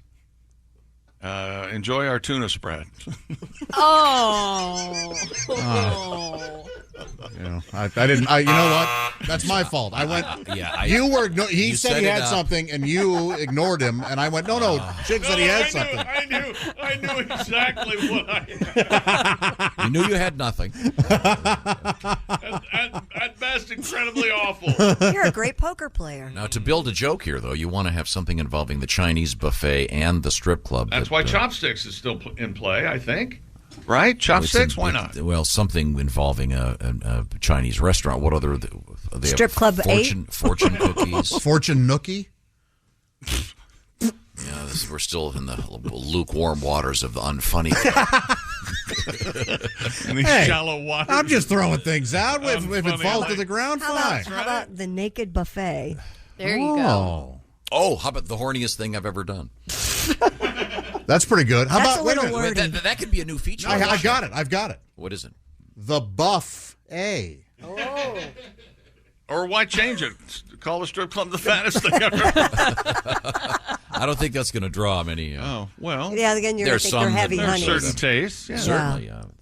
All right. The Buff-A did not get what it deserved. No, it deserved your nothing. opinion. It deserved really? nothing. Really? Nothing, Tom. How are you going to spell it? You almost sneered at tuna spread. Okay. Isn't there a restaurant called Naked Chopsticks? Maybe? Yes, there okay, is. yeah. Yeah, So, there you go. So that's already taken. yeah, nude. Do you think anybody goes in there and goes, How about Where's tux? the women? How about tux? Tux.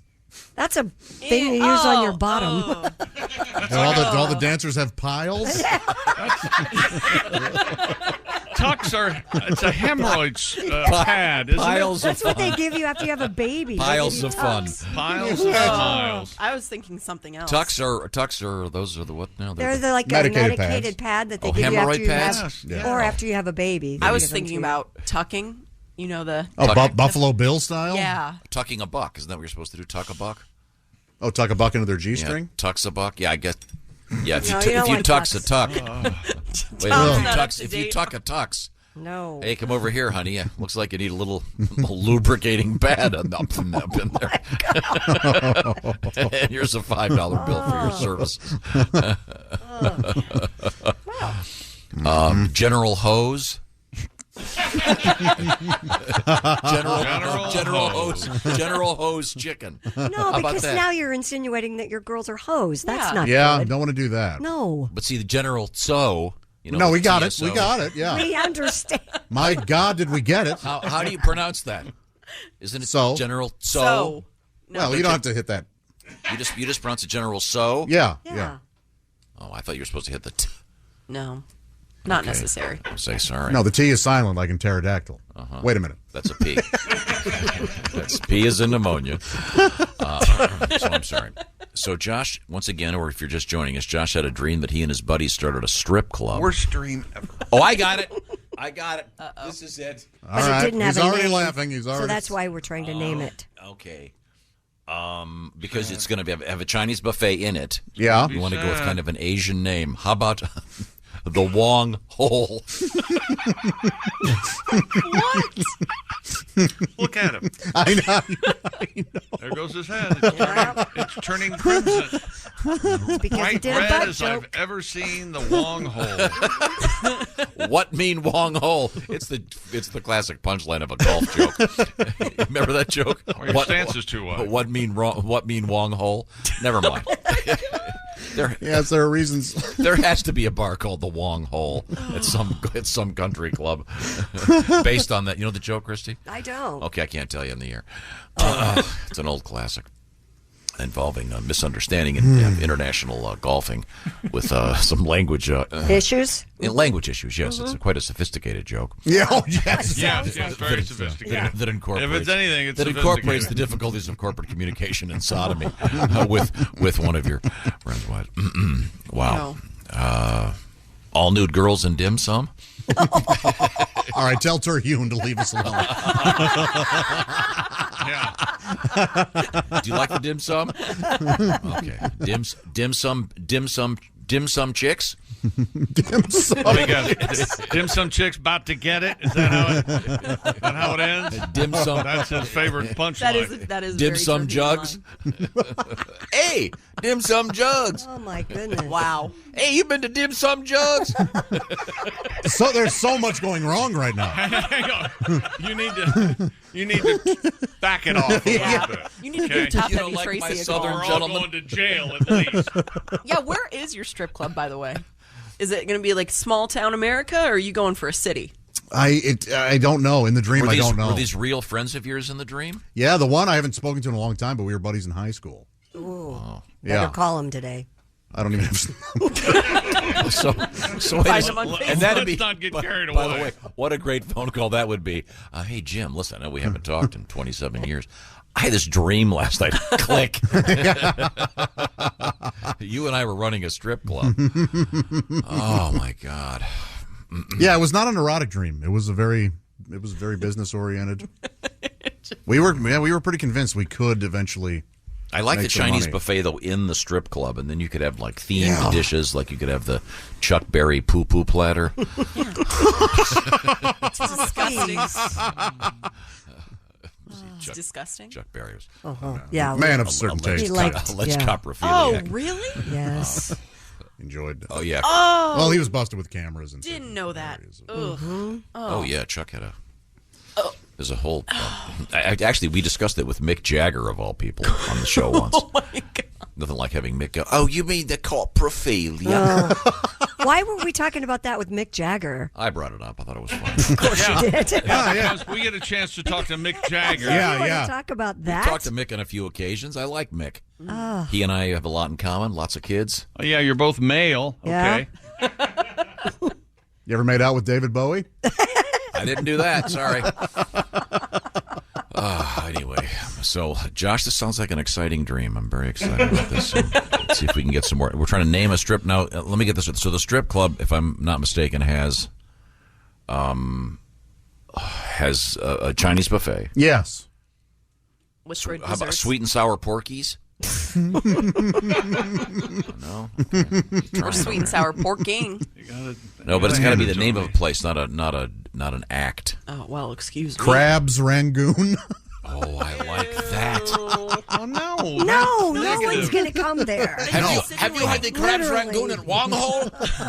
I went to Wong Hole, got crabs rangoon. Delicious. Then you're insinuating your girls have it, and Right, that's not helpful. I was going for a joke more than I was actual logic. Or Well, your entire dream was business oriented, so we're trying to assist you. Jeez. Well, I think we're doing a pretty good job. This is why I don't own a gun. Doesn't Poontang sound kind of like an Asian restaurant? Poontang Charlie's. Where we Can you imagine if there was a place called Poontang Charlie's? My God. Chick, you're right to throw your headphones off. Oh, my God. I mean, they would also do pedicures, naked pedicures at Poontang Charlie's. No. Oh. Okay, sorry. You know whose fault this is? Roy Woods. It is. Why is he not calling? I don't know. I'm texting him. He's not waking up. Of all the people and all the gin joints in all the world. Well, we've been stalling, Roy waiting for Roy to call. There may be a problem with the phone line. Yeah, I guess he's going to have to wait and call us later now. Or his alarm clock. Or maybe he went, wait a minute. I'm on The Daily Show. I don't have to call it. I don't have to call a show that talks about Poontang Charlie's. Okay. I like Wong Hole. Of course. We know you do. Yes, we know you love the Wong Hole. Classic joke. Leave happy family home. Come to Wong Hole. Get crabs Rangoon. Ew. Sorry. Crabs Rangoon sounds like the madam of the place. Yes. I'd like to procure a couple girls, please. That's a Bond girl you must name. talk to Crabs Rangoon. She comes out, and this. Yeah, what do you want? What are you looking for, mister? Yeah. Oh, Crabs, hi. We have another segment to go here on the Bob and Tom Show on this Friday. A frat steals a tree and Josh's weight all discussed. This is the Bob and Tom Show.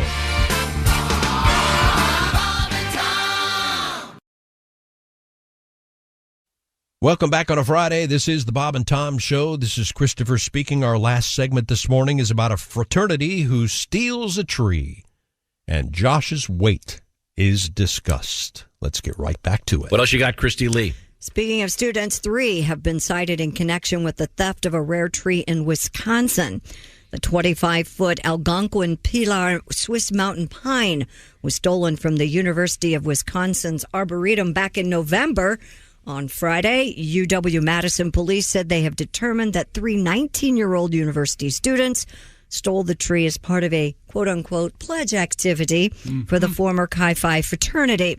The trio admitted to purchasing a chainsaw, renting a U-Haul, and stealing the tree. After learning how rare the tree was and that police were investigating, the students allegedly destroyed it before disposing of it outside of the city. Each of them will now be cited for removing a tree, which is punishable by a $200 fine. Not enough. No word from the university on whether they will be disciplined through them. What do you want? You want them expelled? They need to plant a couple hundred trees each. It's a terrible thing to do.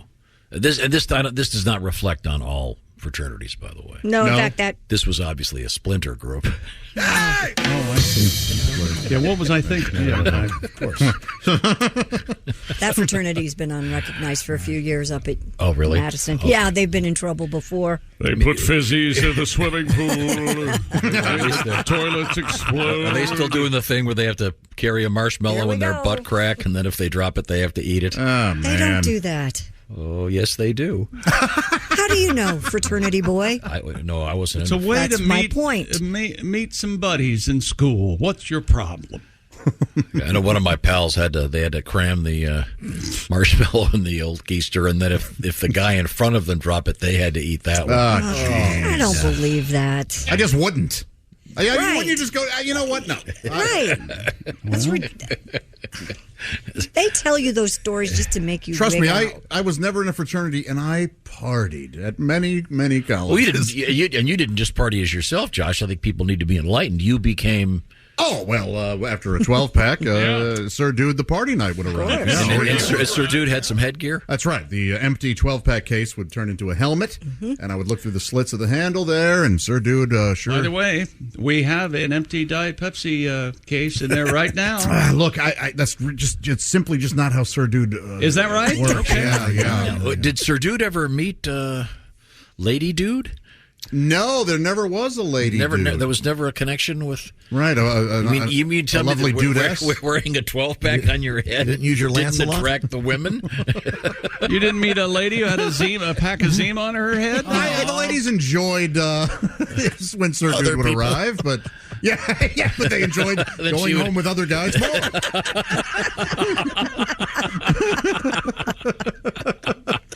I don't know that Sir Dude could get it. Perform after. Yeah. Really? Yeah. Just asking. We are in the process of manufacturing just for Josh the orange suit, which I'm so excited about. Oh, it'll be handsome. Yeah. They're doing some more measurements today. Were they expecting a big weekend? I know. See, now, you didn't say this, but you said it in such a way that people heard, Josh is so large, they can't measure him all in one day. That's what you meant. No, Josh said that they measured you on Friday and that they were coming back today. Am I correct? With a larger tape measure. Yeah. No, I didn't say that. See? God would love. I love doing these because God would love. Well, when you kid yourself, it kills me. I'm sorry. But what did just happen is Tom said, they're measuring Josh today, and immediately Tom and Bet fell into a fit of giggles. Yeah. And then you go, I didn't say anything. No, you just burst into laughter at the notion of me being measured. You know why? You certainly didn't say anything. Because he keeps losing weight, you tools. He looks great. I didn't say anything. What are you going to do when he's got a six-pack? Then how are you going to make fun of him? Oh, don't worry. I'll have a downward spiral. We're going to have to call up Fluffy. Now, Christy, speaking of delightful things to eat, the Heinz people, makers of my favorite now ketchup. That sounded like you were saying Christy was a delightful thing to eat. No, I did it. I'm sorry. I apologize. I don't. Wouldn't we like to know? Could we get to the ketchup story? Heinz is releasing Buffa Ranch and Sweet Chili. Buffa Ranch combines buffalo sauce and tangy ranch for what Heinz says is, quote, a perfect balance between creamy and spicy. Sounds good. These names, I hate to sound like Tom, but these names are wrong. They messed up Mayo Chup. It should be Ketchinaise, and now they're messing up these flavors. Well, Buffa Ranch makes sense. Obviously, it's. I like Ranchalo. Ranchalo's much better. It's all backwards over there. Ranchalo. I wonder if do they test these? I wonder if they go. They must. I'm sure they do something. Yeah. Sweet chili is a mixture of ketchup and sweet chili sauce. And for all we know, Ranchalo in Swedish means something awful. Yes. The new mashups are available for purchase here in the United States. Am I correct in saying that these sound like the names of DJs, though? What? You'll be reading these articles, and of course they brought in the DJ Buffa Ranch. Yeah. Hey, did you hear? Dead Mouse and Buffa Ranch are going on tour. I see what you're saying. Kachili is. You mean like club DJs? Yeah, Kachili actually sounds like a concert venue. Yeah. Yeah, like Coachella. Yeah, but what is sweet Kachili? It is ketchup with sweet chili sauce. Is that right? So was Hot Chup already taken? Well, what would Hot Chup be? Hot Chup, it's not hot. It's sweet chili sauce. Okay, it's not hot. Because Buffa Ranch sounds like one of those weight loss fat camps in Wyoming. We descended to the Buffa Ranch. She killed the horse. Did you see that beef cadet over there? The horse actually there? killed itself. Kicked her off and jumped off a cliff. The horse's back. Horse aside. Scoliosis. Like an old dachshund. Okay. Squeeze the farts right out of her. Okay.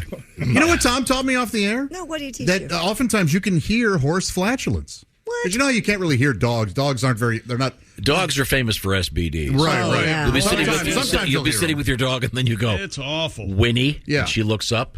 Not me. A loud dog fart is rare, but a horse, apparently you can hear them. All the time, yeah. I would do anything to watch a horse, or to walk by a horse and just hear it fart. Did I ever tell you about the time I got yelled at the parade? Because Were you a kid? I like the way this is starting. I was a grown-up, and giggled. I thought you were a kid. they put these horses. One horse, they were in the parade. The one horse stopped, and I'm not kidding. When a horse pees, Oh yeah. not only is it like a power washer, Oh yeah. but the member of the horse telescoped out of its body, like it lowered or whatever, and then and they're prodigious. Yes, and then they can't shake like a human man can, right? Right. So the horse somehow it can sort of flip. It can flap it. Yeah. Kegel. Yeah. So I just burst into laughter, and then the horse behind that one started taking one of the largest dumps I've ever seen. And so I'm howling at the side. I'm an idiot, and I was just. And is this supposed to be like a quiet moment? And I was standing respectful. Well, I was standing next to a family of 4, and the kids saw me laughing, and so then they started laughing. Then the parents blamed me for because I Chick and I once Chick and I once brought a gigantic donkey into the building, and it was, what was it called, a jackass? A mammoth jack. A mammoth jack. I mean, there are pictures of this. It's a gigantic donkey. Neither one of us worried about urine. We were just worried about what if it poops? Right. So there were 3 mammoth jackasses in here. That's right. There are pictures of this thing in the building, and we thought it was so funny. We took a picture of it behind the boss's desk, and then the second we got the thing outside, and this thing was the size of a horse. The second we got it outside, this urine cycle kicked in, and we thought. We were so lucky it didn't. They would have had to replace the carpet. Because you're right, it is like a big hose. And to your point, power wash. Josh, I swear you could hear just before he started to urinate the donkey that's what it comes out. It looks like it should make that noise. The first time I saw one, it was in Central Lake, Michigan, and we were at the Camp Hayawenta. We were part of the marching. We had these flags and stuff, and we were behind this horse. And you can imagine a bunch of 13-year-old boys when this thing the size of an oar comes out. We were losing our mind. Then, of course, we had to march. And this is the Bob and Tom Show.